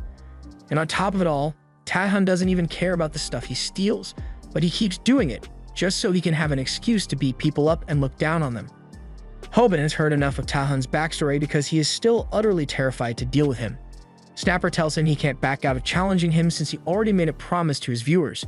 Hoban says he may have said he would fight thugs, but he never said anything about fighting professionals. Lee is enraged by how much of a scumbag Taehan is, but Hoban tells her to calm down because he can't think of even the smallest reason to fight Taehan since he has never done anything to him personally, and he can't exactly go out to fight a stranger just because another stranger suggested it. Later, while Taehan is walking down the street and thinking about how he wants to be rich, he gets cornered by the boss of the gang that he beat up earlier, and the big guy starts threatening him for daring to hit his friends. But before he is even done with the sentence, Taehan had already gone and struck another one of his friends down. The big guy recognizes Taehan's attack as being Taekwondo, but he is one of those people who thinks Taekwondo is useless in a real fight because all he needs to do is grab Taehan. But that's easier said than done since Taehan is way faster than the guy thought he would be, and his kicks are really powerful as well since the first one knocks the guy back. The guy assumes Taehan will be going for a roundhouse kick next, so he puts up his arm to guard against it. However, at the last moment, Taehan switches things up and instead strikes the guy in the back of the head. And it all went downhill from there as Takao is pummeled by Taehan until he can't fight back anymore. He starts asking Takao's friend for 100 yen if he wants to save his friend, and the guy was willing to hand it over, but then Taehan raises the price to 1 million just so he has to watch as his friend is beaten to a pulp. All this while, Snapper has been recording this whole mess, and he realizes that Taehan is an even bigger psychopath than the rumors said. He's having mixed feelings about having Hoban face someone so dangerous, but they did promise the viewers that he'd fight Taehan, so he doesn't know what to do. Just then, Taehan notices Snapper, so he tries to hide himself behind the wall, but it looks like Taehan found him regardless. Taehan asks why Snapper was filming him, so he makes up an excuse about wanting to record because he thought the Taekwondo moves were really cool. It looked like Taehan was buying Snapper's excuse, but then Lee comes running up like she's going to pick a fight with Taehan. But upon getting a little closer, she realized she'd rather not get her face kicked in, so now all three are quietly standing there and waiting for Taehan to let them go. It promised to delete the recording of Taehan and try slowly walking away, but then Taehan reveals that he knew that they were from the New2 channel Viral Hit, and he had thought they came to fight him since he heard about their new video idea, but this is perfect timing for him since he knows New2 pays a lot, so he tells Hobin to hand over his channel, and he begins beating Snapper up to persuade him to do it. Hobin is in disbelief that he would go looking for any reason just to beat someone up, but even though Snapper has had his face messed up, when Tae-hun demands access to the new 2 channel again, he refuses because they put too much work into building it up. Hobin tries to defuse the situation and talk things out with Tae-hun, but he is disrespectfully interrupted when Tae-hun puts his boot up to Hobin's face and reminds him that he doesn't want to hear any words unless it's the password to the channel. Hobin is no idiot, so he knows damn well that you would only get clobbered if he even attempted to fight Tae-hun here. He's way out of range, so if he tries using the skills he has learned so far, he would only end up being countered and knocked out. A direct confrontation will only result in his defeat, so Hobin employs a new tactic called "Never let them know your next move." He tells Tae-hun that he can have the channel, but neither Tae-hun nor the others can believe Hobin would just give up the channel like that. However, Hobin already thought about this carefully, and since Tae-hun thrives off crushing people's egos and making them agonize while they give up what they love, the only way to escape was to give him what he wanted. A while later, Hobin takes Snapper to the hospital, where he is admitted because Tae-hun gave him a broken rib. He knows Snapper must be mad at him for taking the easy way out, but if he hadn't given Tae-hun what he wanted, then one broken rib would have been the least of Snapper's worries. Snapper doesn't deny that Hobin did it for his sake, but he is still frustrated because he was willing to let himself get beat up if it meant they got to keep their channel. He tells Hobin that when he saw him go up against Pakko with no fear, he felt inspired because that showed him that even a weakling can make miracles happen if they are courageous enough. But now hearing him back down from a fight like this makes him question if Hobin has any pride at all. The simple answer is no. Hobin cares about a lot of things, but pride isn't one of them. Having pride won't put food on the table, and it certainly wouldn't pay the hospital bills if he decided to go up against Tae-hun. Pakko was just a random thug, but Tae-hun is a real pro, so Hobin is obviously scared since none of the moves he learned will be able to work on him. He isn't ashamed to admit that he can't beat Tae-hun, but he apologizes to Snapper for not being able to live up to his expectations. As Hobin is leaving, Jolie arrives to check on Snapper, and he still has a crush on her. So you think he'd be really happy she came to see him? But although he is smiling, he asks that she leaves him alone for a bit, while making up an excuse about being really tired. As soon as she leaves, Snapper breaks down in tears because he thinks he has blown his shot at looking cool. He wanted to show off to her, but now she has seen just how much of a loser he is, and that hurts worse than losing the channel. Meanwhile, Hobin is outside, and he is currently reliving the moment of helplessness he experienced when Pakko attacked him in the park in front of Bomi, and he realizes Snapper was right about pride being important, so he comes up with a plan. Later on in the arcade, a couple of kids are playing Street Fighter, but they keep losing to someone using Taekwondo tactics in the game. Unfortunately, that someone is Tae-hun, so the guys panic and think it is best if they leave right away so Tae-hun doesn't make them his next target. Just then, Hobin shows up and asks the two if they would let him use the machine next, and when they give up the spot, they are surprised to find that Hobin has defeated Tae-hun with a perfect victory in less than 3 seconds. Hobin then employs another one of his big brain tactics and calls Taekwondo useless, knowing he is going to piss Tae-hun off by saying so. His plan works perfectly as Tae-hun is really mad, and Hobin is scared out of his mind right now. But he gets up and declares that he just came here to give Tae-hun the new 2 channel he said he wanted, but not without some conditions. If Tae-hun wants the new 2 channel, then he is going to have to beat Hobin in a fight 1 month from now. Internally, Hobin is questioning every life decision that led him to do something as dumb as challenge a professional fighter to a brawl, but he goes on to say that Tae-hun can have his subscribers and friends too if he wins. Tae-hun laughs and grabs Hobin's shoulder to ask him why he thinks he would allow him to have prep time when he has read the Batman comics, and he could probably force Hobin to hand over the account right now, but Hobin counters with the ultimate provocation. Are you scared or something? It works flawlessly, and Tae-hun agrees to fight him in a month, but he was violent about it, so Hobin would be lying if he said he didn't piss his pants a little just now. After that, he returns to the hospital to tell the others about what he just did, and Lee is angry because now she has to worry about Hobin's health as well. Snapper holds her back, but he wonders why Hobin would do something like that after he said he doesn't want to fight so that he doesn't get hurt. The conversation he had with Snapper earlier made him realize that upholding his honor is worth it after all, so he turns to leave since he needs to begin practicing as soon as possible. Hobin heads home and immediately starts watching another one of Sandbag's videos to learn how to defeat a Taekwondo fighter, and the first lesson has him hanging from extension cables to build strength. Hobin has faith that this will work since Sandbag has helped him win a fight once before, so this should be no different. Earlier, when he first started watching the video, Sandbach plainly said that it was impossible for a regular person to ever hope to defeat a Taekwondo pro in a fight, especially with their powerful back kicks, but that's only if we're talking about a sanctioned match here. However, the story is different if it's a street fight, since all you need to do is make it impossible for them to use their kicks. Taekwondo's kicks are devastating, but they become almost useless if the fighter is on the slippery surface, so Hoban just needs to control the environment of the fight. He comes up with the perfect idea and decides he will fight Tahan on a rainy day to make sure the ground is slippery, and now that he has the location advantage set, his combat training begins. First, Sandbach instructs him to brush up on the skills he has learnt so far, the calf kick and overhand hook. These moves are much more compact than Taekwondo kicks, so they should still be useful to Hoban. He also goes back to his stamina and endurance training to make sure he is in perfect physical condition for the fight. But even with everything he has done so far, according to Sandbach, his chances of winning are still only at 5%. Beating a professional fighter is going to take more than just an environmental advantage, but Sandbach knows how to raise that percentage to 40%, and that's by learning a new move. Tackling. Tackling is a move that all fighters who primarily use kicks hate, so it is something that Hoban must practice extensively. However, he is still too shy to go to a gym, so he is training in the public bath again. Learning to tackle relies heavily on your core strength, so Hoban is going to need to train hard for the next month. A couple of days go by and the others show up at his house looking for him, but even though the front door is open, they can't find any signs of him in the house at all. They walk through the apartment and they hear a strange sound coming from the closet, so they open it only to find Hoban hanging from a bar. Snapper was startled, so he asks Hoban what he was doing in there. Hoban answers that he's trying to build his core muscles, but Snapper still thinks he could have done this at a park or something. Hoban eventually runs out of energy and collapses on the floor, so he finally asks what Snapper and Lee are doing here. Snapper says they came to stream Hoban's workout since they can't do nothing with the channel for a month. While looking around, Lee notices a trash bag with an extension cord wrapped around it, so she asks Hoban what he's using it for. And just as he is about to explain, an alarm goes off, so he rises like a zombie and immediately goes back to training his abs. Snapper thinks it is stupid to work on something like abs when it won't help him beat Taehan, but while that may be true, Lee explains that Taehan's back kicks can be a game changer even if they don't connect fully, so the only surefire way to mitigate the damage is to build up a body that can survive getting kicked a couple of times.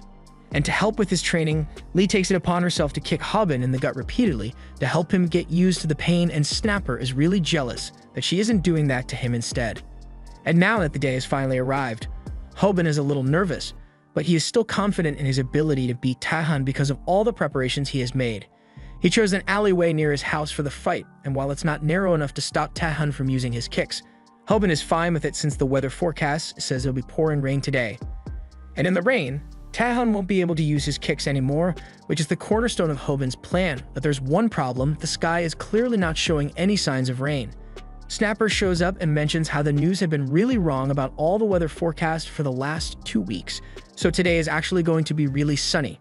Snapper is glad because rain always messes with his filming equipment, but he is still curious to finally hear what Hoban's master plan is to win against Taehan.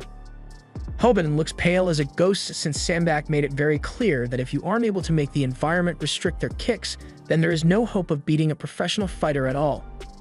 And since it's not going to rain, then there's no point in fighting in the alleyway anymore, so he starts having a vision of what it will be like when he loses, and he can't bear the thought of going back to being such a loser, so he runs off.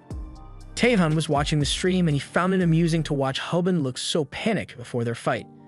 He is really confident in his ability to win this fight, so he's already thinking about all the stuff he's going to buy when he gets the new 2 channel. However, it turns out that Hoban wasn't actually running away in fear to begin with. He actually ran straight to the bathroom Taehan was in and splashes him with water to get him worked up. Since it wasn't going to rain today, Hoban had to get a little creative, so he sprayed water all over the bathroom floor to make it slippery and fulfill the conditions necessary to stop Taehan from kicking.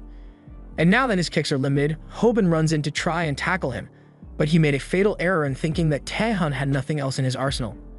Hoban gets punched because before Taehan went into Taekwondo, he was also a professional MMA fighter, but he didn't know about Taehan's history, so he made no plans for a fist fight.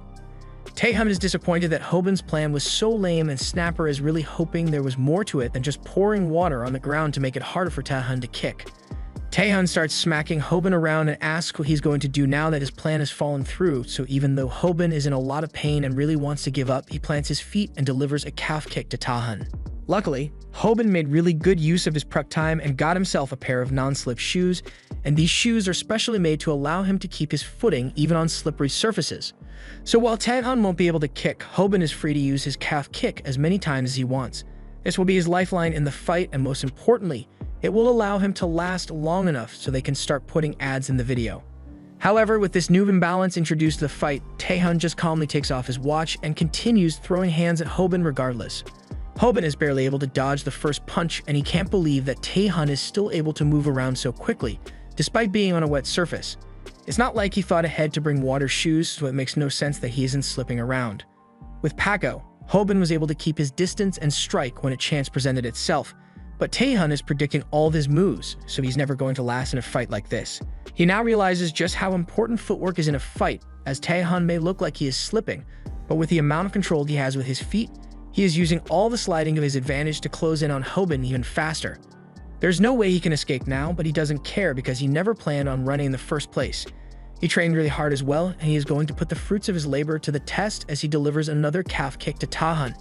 The kicks do seem to be getting to him, but Taehan's punches are way too fast for Hoban to even attempt to face them head-on, so Hoban is slowly running out of stamina from all the damage he is taking. Still, a head-on clash is the only thing he can do right now, so he goes for another calf kick, knowing full well that Taehan will be able to respond to him with a punch at the same time.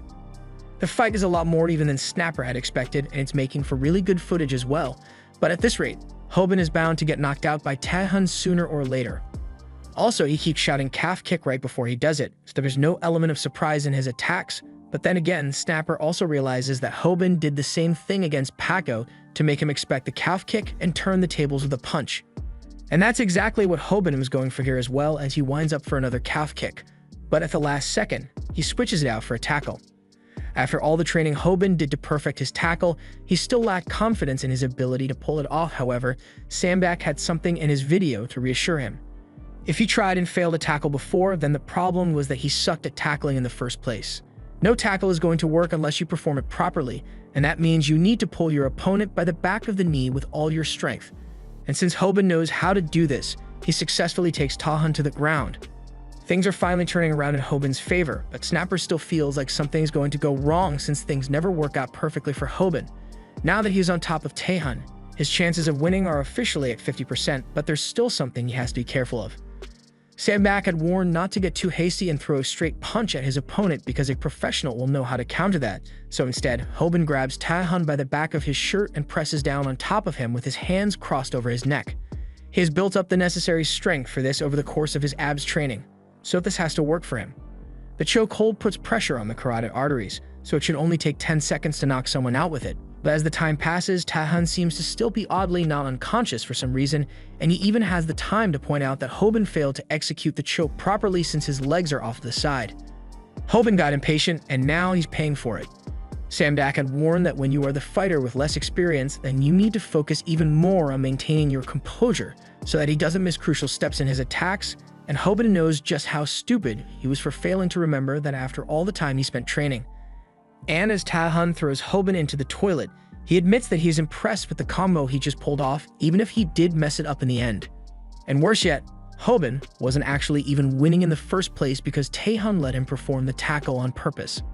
Taehan stands over Hoban, and with a huge grin on his face, he shows him exactly why he allowed the tackle, as he was to swipe Hoban's fancy shoes because of it. Hoban has no idea when Taehan managed to take his shoes, and even worse, if he was able to take a tackle just to steal his water shoes, then that means Hoban hasn't been doing any significant damage this entire time. There was one last piece of cautionary advice from Sambak regarding what to do if the entire plan goes to shit. And seeing as the plan has gone down the drain and Taehan is now the one with the non-slip shoes, the only thing he can advise Hoban to do is run. Over in a cafe, Munsong and Bomi are together, and Munsong is busy watching Hoban's fight on his phone. However, Bomi refuses to watch since she is still really mad at Hoban for ghosting her. Munsong can understand why she's so angry since Hoban hasn't returned any of her calls since the previous day, but she insists that she just doesn't want to talk about Hoban at all.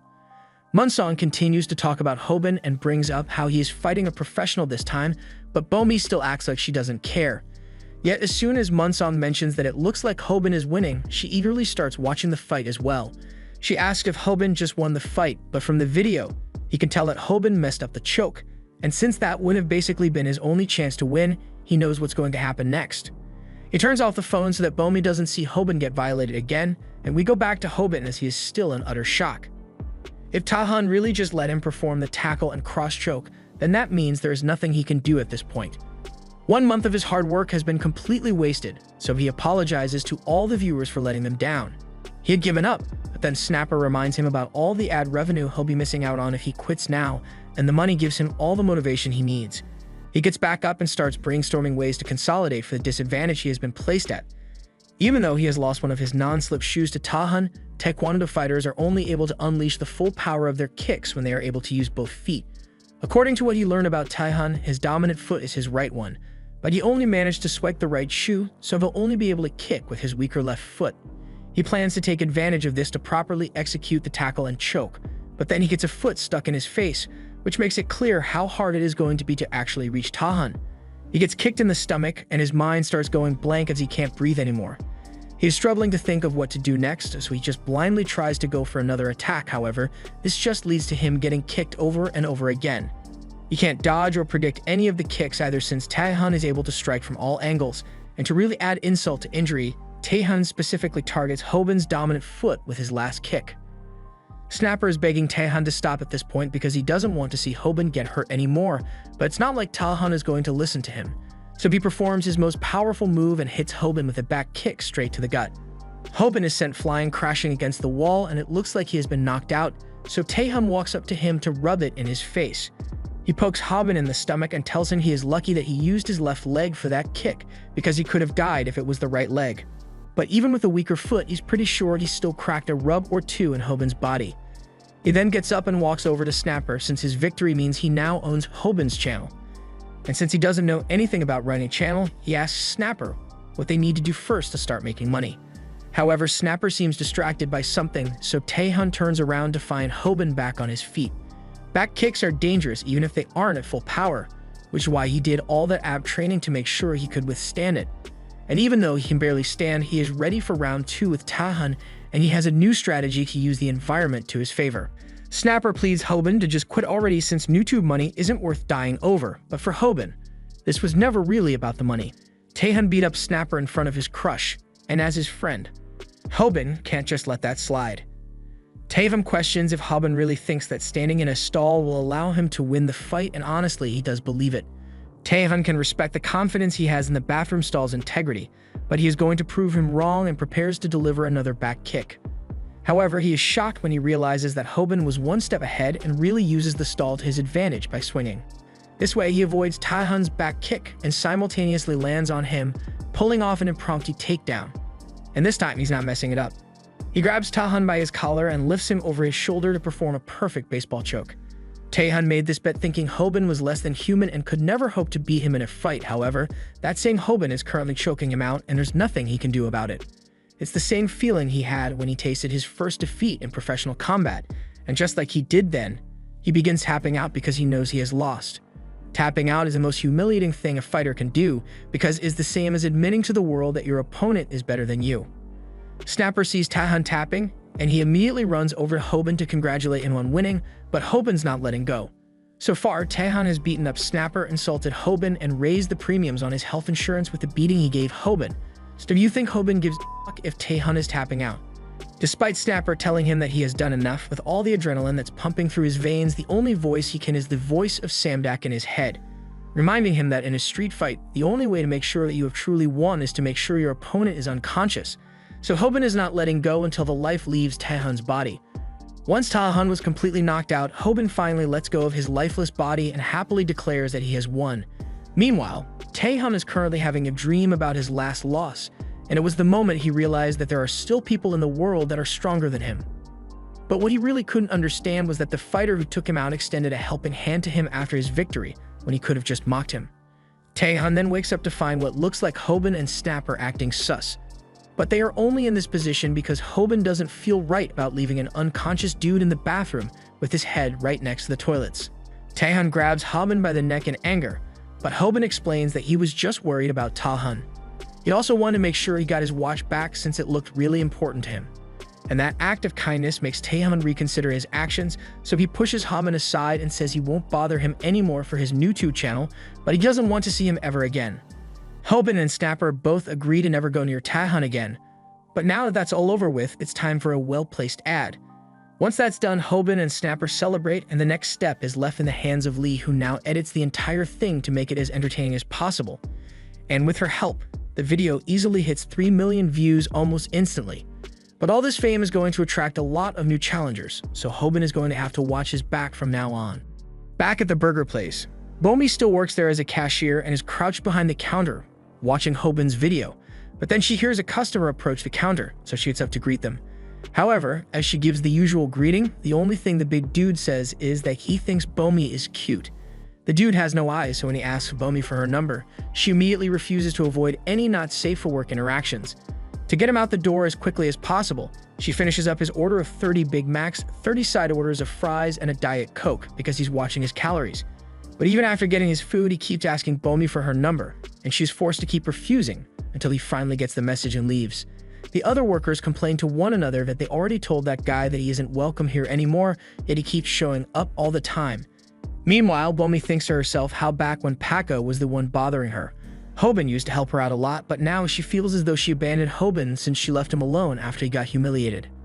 A while later, we head over to a meat market where a couple of butchers have just accidentally dropped their stock of pork, and now it's just lying on the ground. The only way they can get it back up in time for the 5-second rule is if they pick it up, but these things weigh like 200 kilograms each, so there's no way either of them will be able to do it. Just then, the big guy from earlier hands his bag of burgers over to one of the men and then proceeds to lift that whole slab of meat onto his shoulders, all while still trying to figure out a way to get Bomi to like him. He then proceeds to walk away like nothing happened. Other workers are amazed, but Mangi Huang is pretty famous around here since he is a professional wrestler, and the strength he possesses is out of this world. However, his wrestling career is the last thing on Mangi's mind as he is currently watching Hobin's recent video, and he is honestly shocked that Taehyun was defeated by an absolute nobody. But that gets him thinking, if he manages to beat Hobin in a fight, then it may bring more popularity to his own NewTube channel. And if he becomes famous, or at least gets more than 7 subscribers, then maybe Bomi will like him. Over at school, Hobin and Snapper are watching their view count skyrocket, and it's largely due to all the work Lee put in to make it as entertaining as possible. They are both really glad they chose to hire her, but on a different note, Snapper asks Hobin if he is really alright. Hobin doesn't know why Snapper would ask him a question like that all of a sudden, but it's because after Snapper got hit with a back kick from Taehyun, he got hospitalized, but Hobin got a back kick as well, and he seems to be perfectly fine regardless. That could be due to the fact that Snapper is just weak, but there has been something bugging Hobin about the whole encounter with Taehyun. Hobin knows exactly what malicious bullying feels like since he has experienced it for most of his life, but Taehyun seemed to be different from the others, so Hobin isn't sure he's really such a bad guy after all. Snapper isn't a fan of Hobin's overly forgiving attitude, and it's strange to see Hobin worrying about a guy who he absolutely hated a couple of days ago, but Hobin still wants to know how Taehyun is doing now that he lost the fight. Snapper informs Hobin that the whole internet has been clamoring over how hot Taehyun looked when he was knocked out, and he got so much publicity over it that he would be guaranteed to hit 200k subscribers instantly if he ever started a new NewTube channel. But for now, he's not aware of his fame, and is just sticking to his arcade games for now. After hearing the news about Taehyun, Hobin retracts every nice thing he just said about him and now firmly believes that Taehyun is a piece of shit, as all naturally hot people are his enemies. Elsewhere in the school, Lee is sitting at her desk and working on some ways to improve her chances of making friends, including learning how to stop speaking like an old man. But she is interrupted when a toy snake comes crashing down onto her desk, and she is so scared that she flies back in her chair and screams, jumping jeepers. The people who played this prank on her found it hilarious, and they even filmed it all for their NewTube channel. Although, even though they thought it was funny, they didn't think Lee screaming in terror is the kind of thing that will get them a lot of views on NewTube. Lee can't believe the audacity of these whippersnappers. First they jump scare and record her, and now they are calling her unfunny. She tells them it's rude to film someone without permission, so she wants that video deleted, and while the group doesn't care about her opinion at all, they also don't think the video is worth keeping, so they agree to delete it anyway. But one of the guys still pushes Lee to the ground for being annoying. The girls jokingly warn the guy that Hobin might come running in to save Lee at any moment, while also mocking Hobin and saying his fighting techniques would never work in a real fight. And while Lee can handle getting bullied on her own, she won't stand for anyone slandering her precious Hobin, so she throws a punch. But ironically, the guy uses one of Hobin's techniques to counter, causing Lee to hurt her hand. The girls then continue to pick on her and say that she should give up on the cute act already and just learn to speak the language normally, but Lee already tried relearning. Lee ends up crying and the girls don't like it because now they feel like the bad guys. Just then, Snapper walks into the room to save the day, or he at least tries to, but he still wouldn't be able to handle a toddler in a fight. Lee runs over to check on Snapper, and Snapper feels so ashamed that he wishes he could crawl into a hole to hide his face. Lee's bullies don't even know who Snapper is to begin with, but it doesn't really matter since they plan to take it out on Lee anyway. However, before Lee can be hit, Hobin somehow appears in the classroom and catches the guy's hand. The guy recognizes Hobin, but he didn't realize he would be so short. And Hobin didn't realize all the kids nowadays have gotten so big, but they are totally underestimating him. The guy asks Hobin if he wants to fight, and the others start asking if he staged the fight against Tahan since there's no way he could have really beaten him.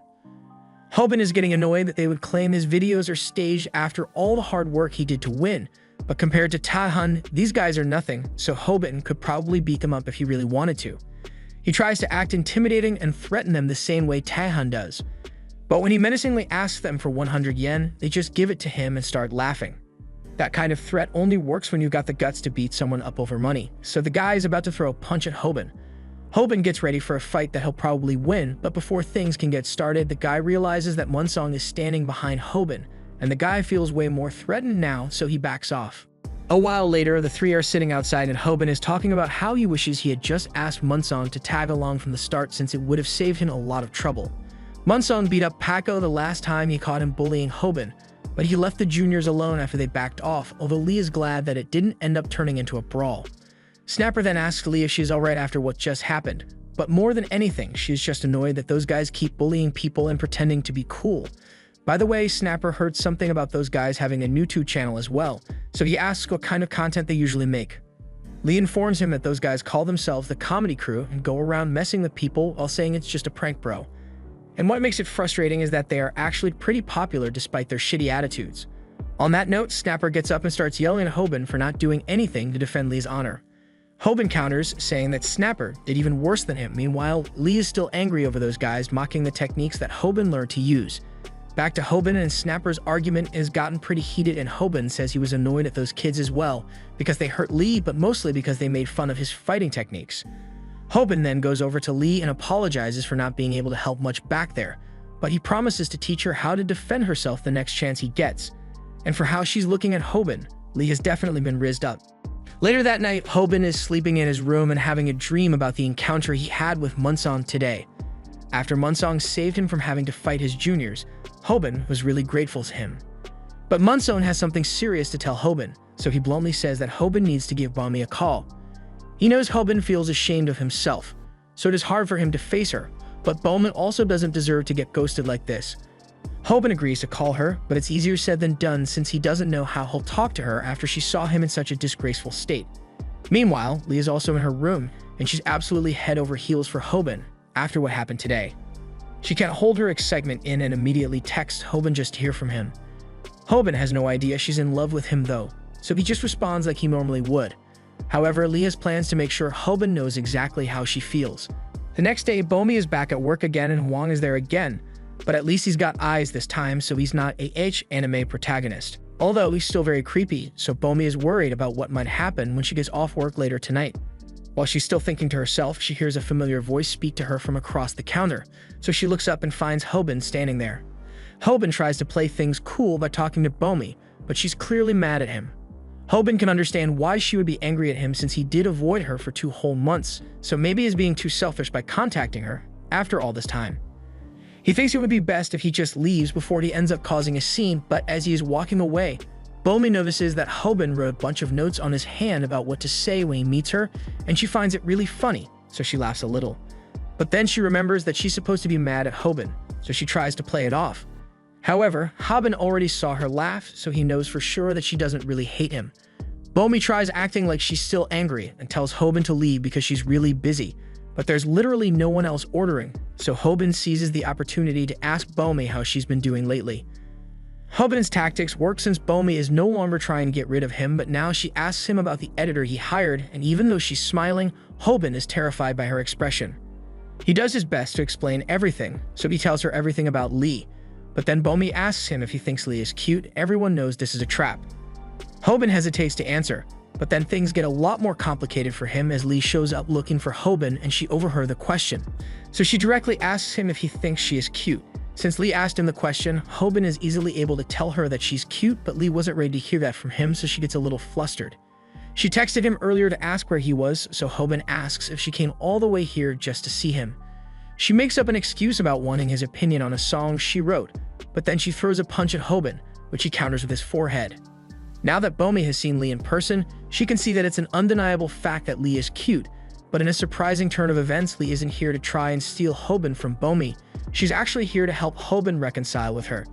She hands Bomi a gift and tells her all about how Hobin can't stop talking about her, much to Hobin's embarrassment, but he can't deny that most of it is true. After hearing how Hobin feels, Bomi quietly tells him that he can text her again, and all Hobin's embarrassment immediately fades away as he realizes that Bomi has forgiven him.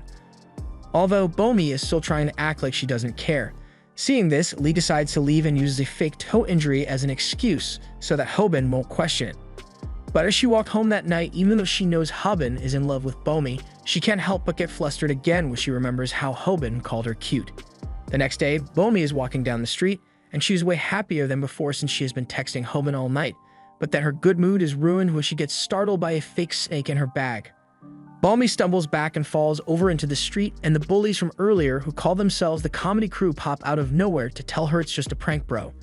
They start asking her if they can upload the video of her to their channel. But Bomi is still confused by everything that just happened, so much so that she doesn't realize she is in the middle of the street until a car comes speeding towards her. Hobin and the others are taking a look at the comedy crew's channel, and they end up watching a video of them pranking a girl with a toy snake. As much as he hates to admit it, he thinks their content is actually pretty funny, and no one actually gets hurt by it, so even though it's kind of annoying, they get away with it since they are incredibly polite and apologize for their actions. But in school, they are totally different people since they act like jerks and bully Lee for no reason. Their fans must only like them because they don't know what kind of people they really are, and they seem to be good at hiding their true characters since they have over 700k subscribers. Hobin can't believe their subscriber count is so high, so he asks if they should start throwing snakes at people for views too. But the snake prank isn't the only thing the comedy crew has in their bag of tricks. They have a ton of different pranks they pull, and each one is designed to be just traumatizing enough to be funny, but not enough to get them into trouble. Hobin can tell they really put a lot of thought into their channel. So Snapper suggests that Hobin should start doing 3 fights a week for extra views, but Hobin clearly doesn't like the idea since he starts choking Snapper out. Meanwhile, Lee notices something is off about the way the comedy crew edits their videos. But before she can put her finger on what exactly is off about it, she gets interrupted by the comedy crew themselves. They start picking a fight with Hobin and the others, saying they beat them up if they wanted and insulting Lee for wearing copies of the exact same outfit every day. Once they've had enough fun messing with the 3 of them, they rub in the fact that Hobin's channel still only has under 200k subscribers, so he is nowhere near as popular as they are. As they leave, Hobin yells that he'd be just as popular as them if he started doing prank videos too, but Snapper tells him it's not as simple as he thinks it is. Prank videos come with a lot of risks because anything could happen during a video. You could prank someone and give them a heart attack, or end up getting someone seriously injured, and something like that can really ruin the image of a YouTuber. However, before he could finish speaking, Hobin got distracted because he received a message from Bomi, so he stops listening to everything Snapper was saying. While Hobin is giggling to himself about Bomi's message, Snapper asks Lee if she's free to do something with him this weekend, and in the meantime, Hobin realizes that the text from Bomi is really bad news. Over at the hospital, Munsong is visiting Bomi, who has a broken ankle, so he asks her to tell him what happened because he heard that she got run over by a car. She clarifies that the car only nearly ran her over, so she's more or less fine, but Munsong still wants to hear the whole story. Bomi tells him all about how she got scared by the comedy crew and broke her ankle as she fell down, but their stunt also caused her to fall into the middle of the road, which led to her nearly getting run over. But that wasn't the part that made her mad about the whole thing. What really upset her was the fact that the comedy crew were laughing about it even though they nearly got someone killed. Hobin has just arrived, and after overhearing what happened, he's absolutely furious. Bomi tries to tell him there's no need to worry about it since she is actually fine, but Hobin just sends her a message apologizing for not being the first one to visit her here, and then he walks away. He continues texting Bomi, saying hello Lee for today since Munsong is already here, and besides he has other things to do, like plan out how he's going to beat the shit out of those brats. To do this, he's going to have to learn how to defeat multiple opponents from Sandbag since there's no way those guys aren't going to try to jump him. But while he's thinking about it, Snapper comes in. and asks why Hoban suddenly changed his mind about fighting them when he said he was scared earlier. Even if it's because Bomi got hurt, this is different from the fight he had with Tahan since there are 3 of them, so Snapper asks if Hoban is sure he can beat them. Hoban admits that there's no way he could do something like that, which is why he won't do it. If he fought them head-on, he would most certainly get clobbered, and this time when he watched Sandbag's video for help, he couldn't trust what he was being told since it seemed a little too far-fetched. So instead of fighting them, he will get his revenge in a different way. In the meantime, the comedy crew have kept posting their videos involving acting like a stone-cold killer to scare people in elevators and getting arrested for pretending to smoke. And their subscribers still love their content, so they've made more than 2 million yen this month alone. They are all really happy with their latest payout and start thinking about what they'll be doing for their next video, and even though they can clearly see Hoban and the others spying on them, they just choose to ignore it. Hoban asks if they might have been spotted, but Snapper believes their spying technique is flawless, so there's no way they could have been seen. More importantly, from what Hoban heard from Bomi, he assumes that they must be staging their content somehow, but he has no proof of it at all. However, Snapper finds something odd about the last video they posted. It looks pretty believable since the woman is actually crying out of fear, but the trick is given away by the fact that it's an elevator. The prank lasts a whole 2 minutes, but the elevator is for a 7-story building, so there's no way it would ever take 2 minutes to reach the top, which means the woman only pretended to press the button because she's a paid actor. Hoban hadn't realized before, but now that Snapper posted it out, it's painfully obvious that it's staged, and Lee can't believe she missed such an obvious detail when she was looking at their videos earlier. Normally, if the content is fun to watch, people wouldn't really care if it's staged or not, since a lot of YouTubers stage their content and hire actors for their videos. In their case, regarding the arrest video, there's no way the police care enough to come out just to deal with an underage smoker, so Snapper went down to the station to ask about it, and they told him they were actually responding to a call about a wanted criminal. The comedy crew just made a false report to use the police for their video, so if Hoban makes a video to expose their tricks, then they'll surely lose their popularity. It's a good plan, but Hoban thinks it's missing a good finishing blow to make sure they stay down for good. Just then, Ruby shows up behind them and begins asking Hoban and Snapper to make a video with her. They've been dodging her request for a while now, but she thinks it would be a good idea to stage a prank video where they spill some coffee on her shirt. Even if it's staged, it is bound to get a ton of views just because it's happening to a cute girl, but Hoban isn't in this just for the views anymore. Bomi got hurt because of the comedy crew and their staged content, so he swears that he will never stoop as low as them. But since Hoban doesn't want to do it, Ruby just goes to the comedy crew, and they happily agree to the collab. Ruby flaunts her melons on camera, and the comedy crew applauds her for her excellent acting, although they try to pretend that they don't usually stage videos. Ruby tells them they don't need to pretend around her since she already knows how this works. You do whatever it takes to entertain your subscribers, and as long as no one finds out, it'll be perfectly fine. The comedy crew members admit that she's right, and they think all their subscribers are pretty down with how easy it is to trick them. For example, with Paco, what ultimately led to his downfall wasn't his bullying being revealed, but rather the fact that he would frequently stage his video. People will eat up anything you give them, so they want to keep focusing on milking them for views. They offer Rumi a cigar, but she says she doesn't smoke and she's more interested in filming more videos with them, so she asks if they have any new video ideas in mind. It just so happens that they do have one idea, and it's to make a video exposing Hoban's channel. They don't think there's any chance that Hoban actually defeated Tahan in a fight, so they want to prove it was staged. However, Ruby tells them that she knows for a fact that it wasn't staged, so they switch plans and are just going to make it look like it was staged. If you edit a video really good and stick right fake on the thumbnail, a bunch of people are going to immediately think it's fake just because they are looking for something to hate on. After the initial wave of haters takes off, even if Hoban manages to clear his name, there's no way he will be able to keep being a YouTuber. The Comedy Crew's channel has way more subscribers than Hoban does, so people will naturally believe him instantly, and a single accusation from him could easily destroy Hoban's channel. Ruby was on board up till now, but destroying someone's reputation for no reason is way too sinister for her, so she says she's out. But then the Comedy Crew reveal that they recorded her while she was making fun of her viewers, so if she doesn't do exactly what they say, they'll destroy her image as well. Ruby had no idea they were filming her, but she's not stupid, so she filmed them as well. She reveals that she made a deal with Hoban for a collab as long as she filmed behind the scenes of the Comedy Crew. The Comedy Crew may have a higher subscriber count, but Hoban's channel has a brighter future on YouTube, so she chose to side with him. She gives Snapper the phone so he can start filming properly, and she announced to Hyunsuk that she would never stage her videos just for views. She then high-fives Hoban and he thanks her for a job well done, but he also apologizes since the part where she made fun of her viewers also got broadcasted. But they'll deal with that later because for now, Hoban is ready to take on the comedy crew. He's nervous, but he has confidence in his ability to follow through on this because he learned one important skill from Samdak.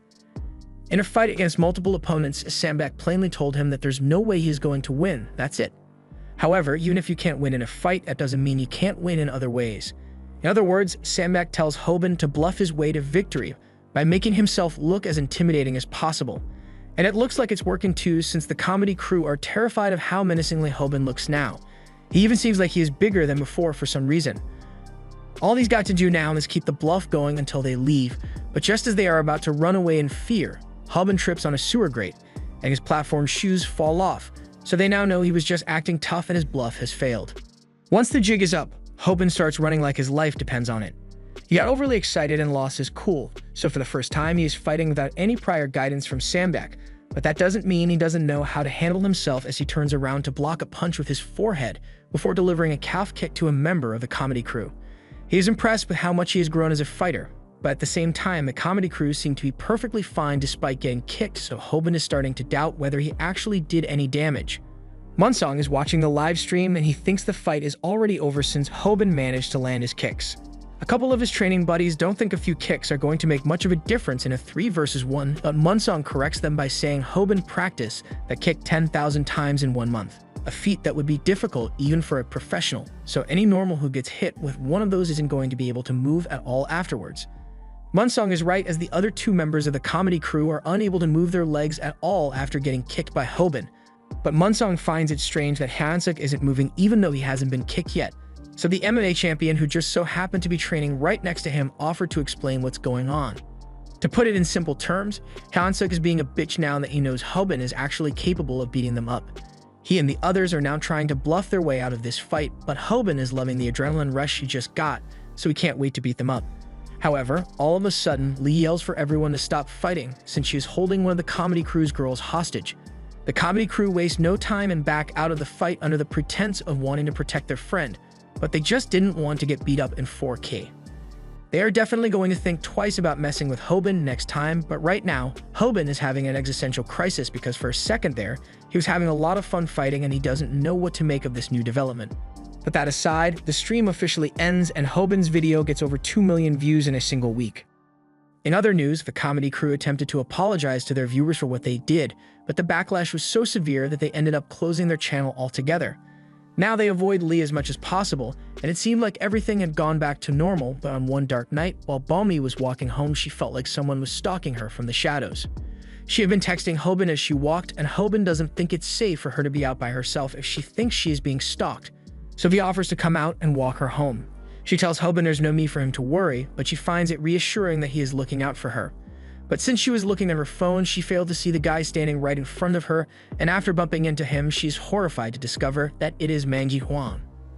And with the way he's licking his lips, you know he's up to something devious.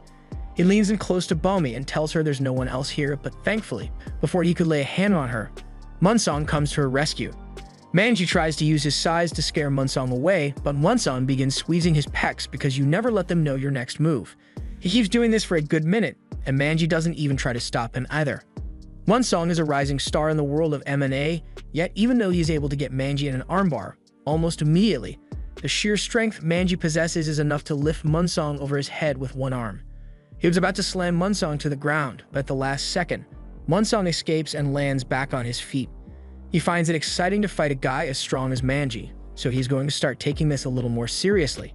But as Manji charges at Munsong, he knocks Balmy down, and this makes Hoban blindly charge at Manji out of rage.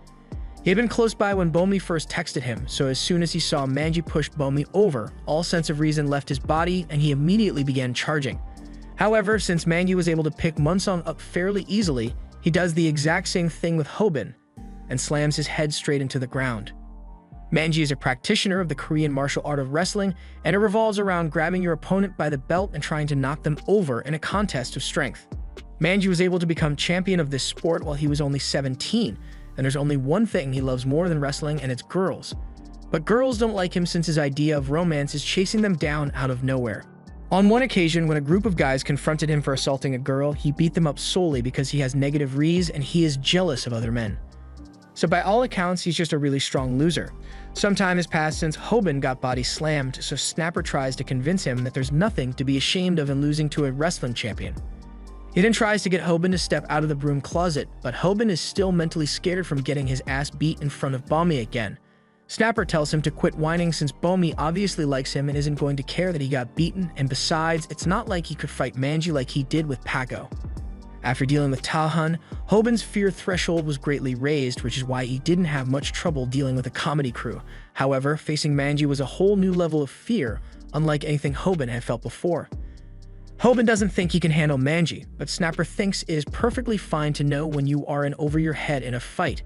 So since their viewers don't know about it yet, Snapper thinks it is best if they just let the whole thing blow over. Unfortunately, that isn't an option though, since Manji posted a picture online of himself with Hoban laid out on the ground. This complicated things since Hoban's fans are now asking him to have a revenge match against Manji. Lee is worried since she doesn't want to have Hoban fight a monster like Manji, but if they don't do something soon, Hoban's viewers will start losing faith in him.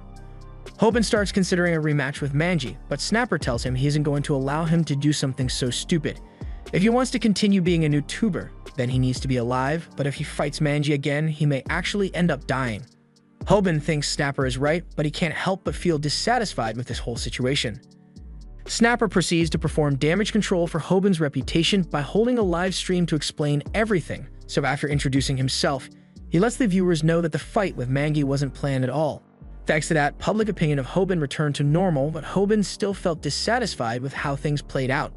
He should be glad that he doesn't need to fight Manji for the sake of his reputation, but he just can't feel happy about it. It's not because of Balmain either, because she has already made it clear that she doesn't care that he got beaten and really doesn't want him to fight that maniac. But if he doesn't beat Manji, then he's just going to keep harassing Bomi, and he can't stand that. For now, he decides to just watch some YouTube videos to ease his tensions, but that's when he sees another one of Sandbag's videos. Unfortunately, his video tells Hoban that it is totally impossible to defeat a wrestler as an amateur. There's no special technique or skill, it's just never going to work out. But even knowing that it's an impossible fight, Hoban still can't stop himself from wanting to challenge Manji. He thought it was because of Bomi at first, but with how far he has come, he realizes that he wants to fight for himself as well. Sometime later, Snapper is riding his moped and answers a call on his phone from Hoban, which is illegal, but we'll ignore that for now. He is really proud of his explanation video saving Hoban's reputation, so he can forget about Manji for now and look for someone to fight who won't murder him. He says he is on his way to Hoban's house right now, but Hoban is currently speeding down the road to get to the market where Manji works. Snapper tells Hoban he doesn't need to do this since no one expects him to fight, but he's not doing this for anyone else, he's doing this because he wants to. He has had his first taste of adrenaline, and now he's not willing to give it up for any reason. He walks up to Manji and begins provoking him into starting a fight, and for some reason, he goes straight for Manji's pecs as well. He knows this won't go down like a normal fight, but that's okay since he just wants to have fun with a good fight, and this whole time, Manji is just standing there, wondering why everyone keeps groping his chest. Last time, Hoban had seen a tip from Sandbag, which gave him a strategy to take down Manji, and that is what gave him the confidence to pull this stunt. So while Snapper doesn't agree with him, he starts recording. Across town, Taehan sees the live stream and starts watching in the middle of his workout, although he doesn't think Hoban stands a chance against a wrestler like Manji. However, he's not going to say it's impossible for him since he knows how hard Hoban prepared for this. A while ago, Hoban showed up at Taehan's dojo and asked to be trained by him. At the time, Taehan found it amusing. Sogi asked Hoban what it was that he wanted to learn, and Hoban responded by saying he wished to learn how to use the back kick.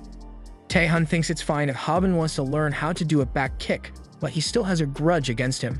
So he hits Hoban with a back kick that sends him flying backwards.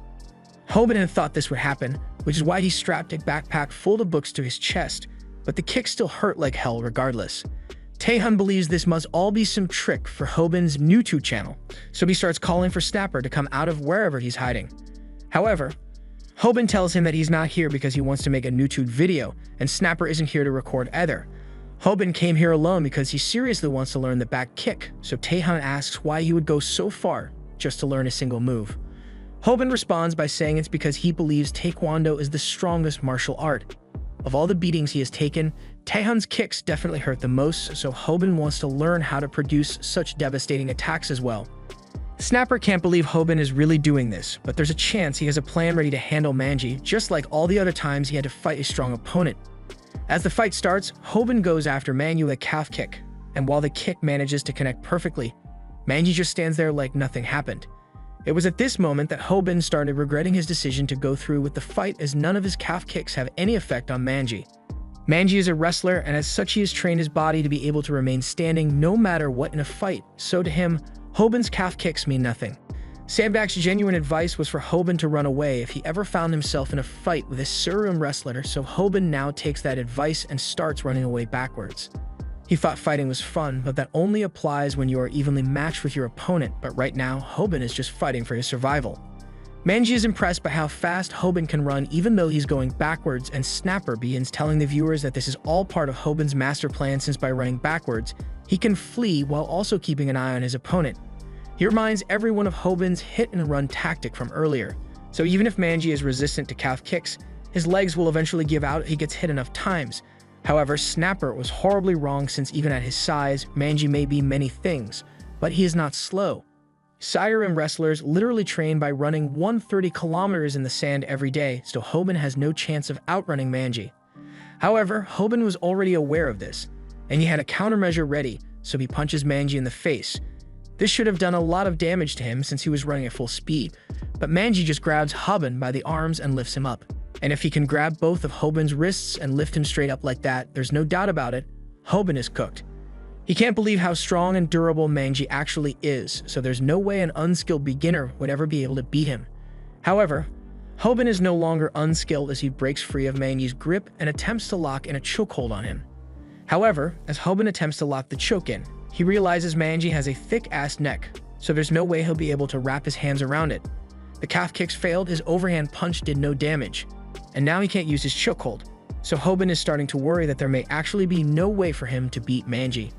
Manji is mad that Hoban touched his head, leading Hoban to believe that the head may be Manji's weakness, so he throws one last punch at his head, but this sets Manji off, and before Hoban even realizes what's going on, his feet are off the ground.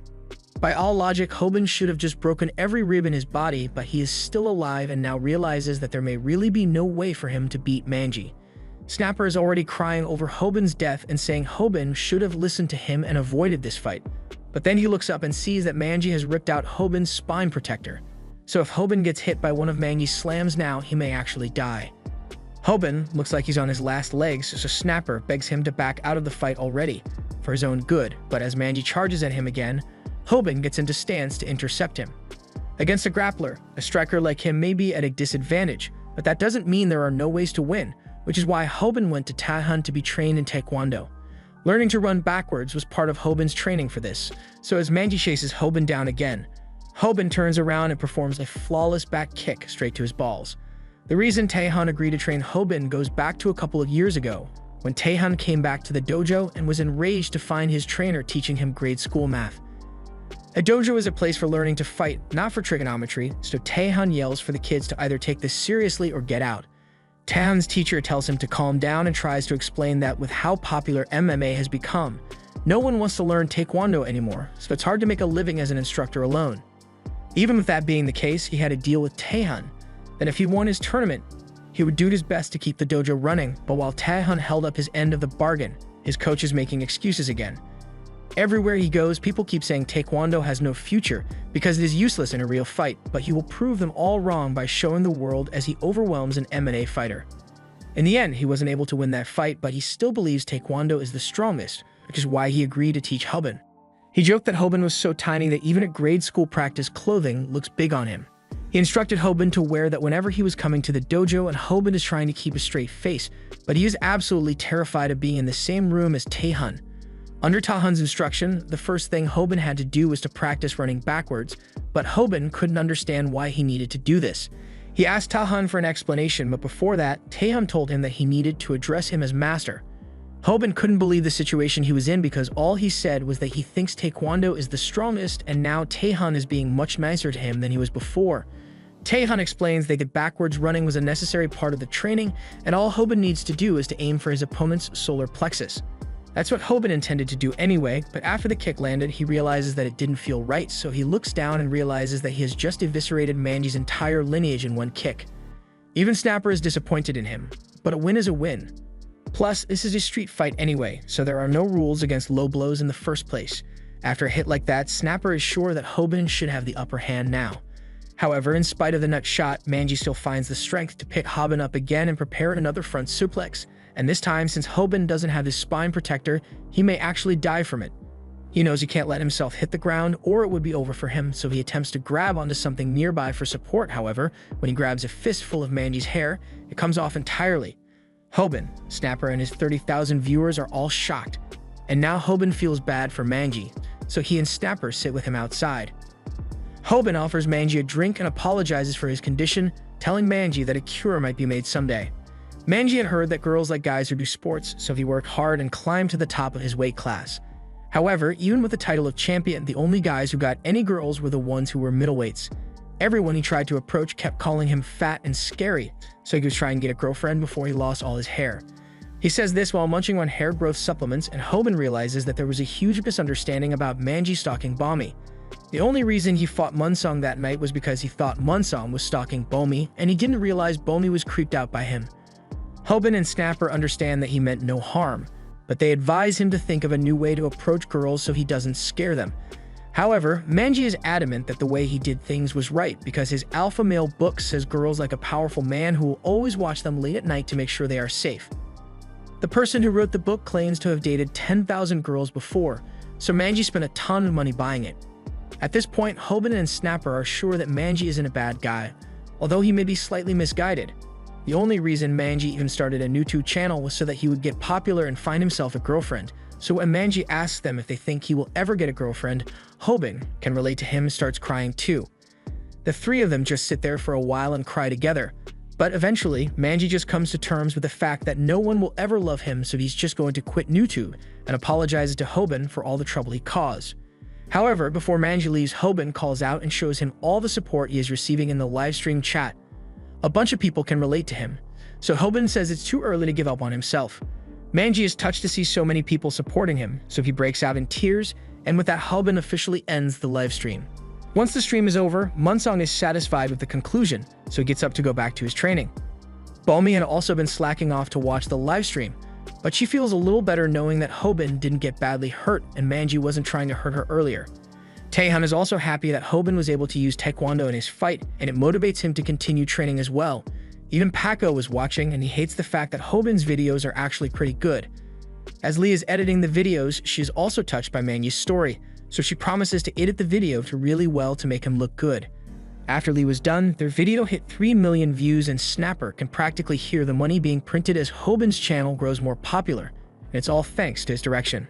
Eventually, he could probably get a job as a movie director if he keeps this up, but then he notices something that has him really worried. Meanwhile, Hoban is currently on cloud 9 since he gets to text Balmy every day, and he doesn't need to worry about money anymore, but most important of all, he has almost completely paid off his loans, so visits his mom in the hospital to give her a gift. His mom notices that Hoban looks really happy, so she asks if he happened to get a girlfriend, but Hoban denies it. She also mentions that the debt collectors that are usually after them haven't shown up lately, so Hoban explains it to her by saying he has a part-time job that pays really well, so he will soon be able to pay off the entire loan. His mom is happy to hear it as long as nothing shady is going on, and while it's not illegal, Hoban would rather not tell her that he fights online for money, so he keeps the details vague. His mom also tells him that the nurse has something she wanted to talk to him about, so he says he will go meet her now. As he walks down the halls, Hoban wonders what his mom will think the day she finds out about his YouTube channel. He gets to the nurse and he is pleasantly surprised to hear that a date has been set for his mother's surgery. He had been told that it would take a long time to find a donor, but luckily, they managed to get one early. The nurse knows how hard Hoban has been working for the sake of his mom, but the surgery is going to be quite expensive. It'll cost around $2 million, but Hoban says he will find a way to get the money. What's important is that his mom won't need to be in the hospital anymore after the surgery, so he can live with her at home again. Hoban can officially say that this is the happiest he has ever been because he gets to talk to Balmy. He doesn't have to worry about his mom anymore, and he has wonderful friends to stand by his side. This was the end of Season 1. Thanks for watching. Subscribe for more anime recaps.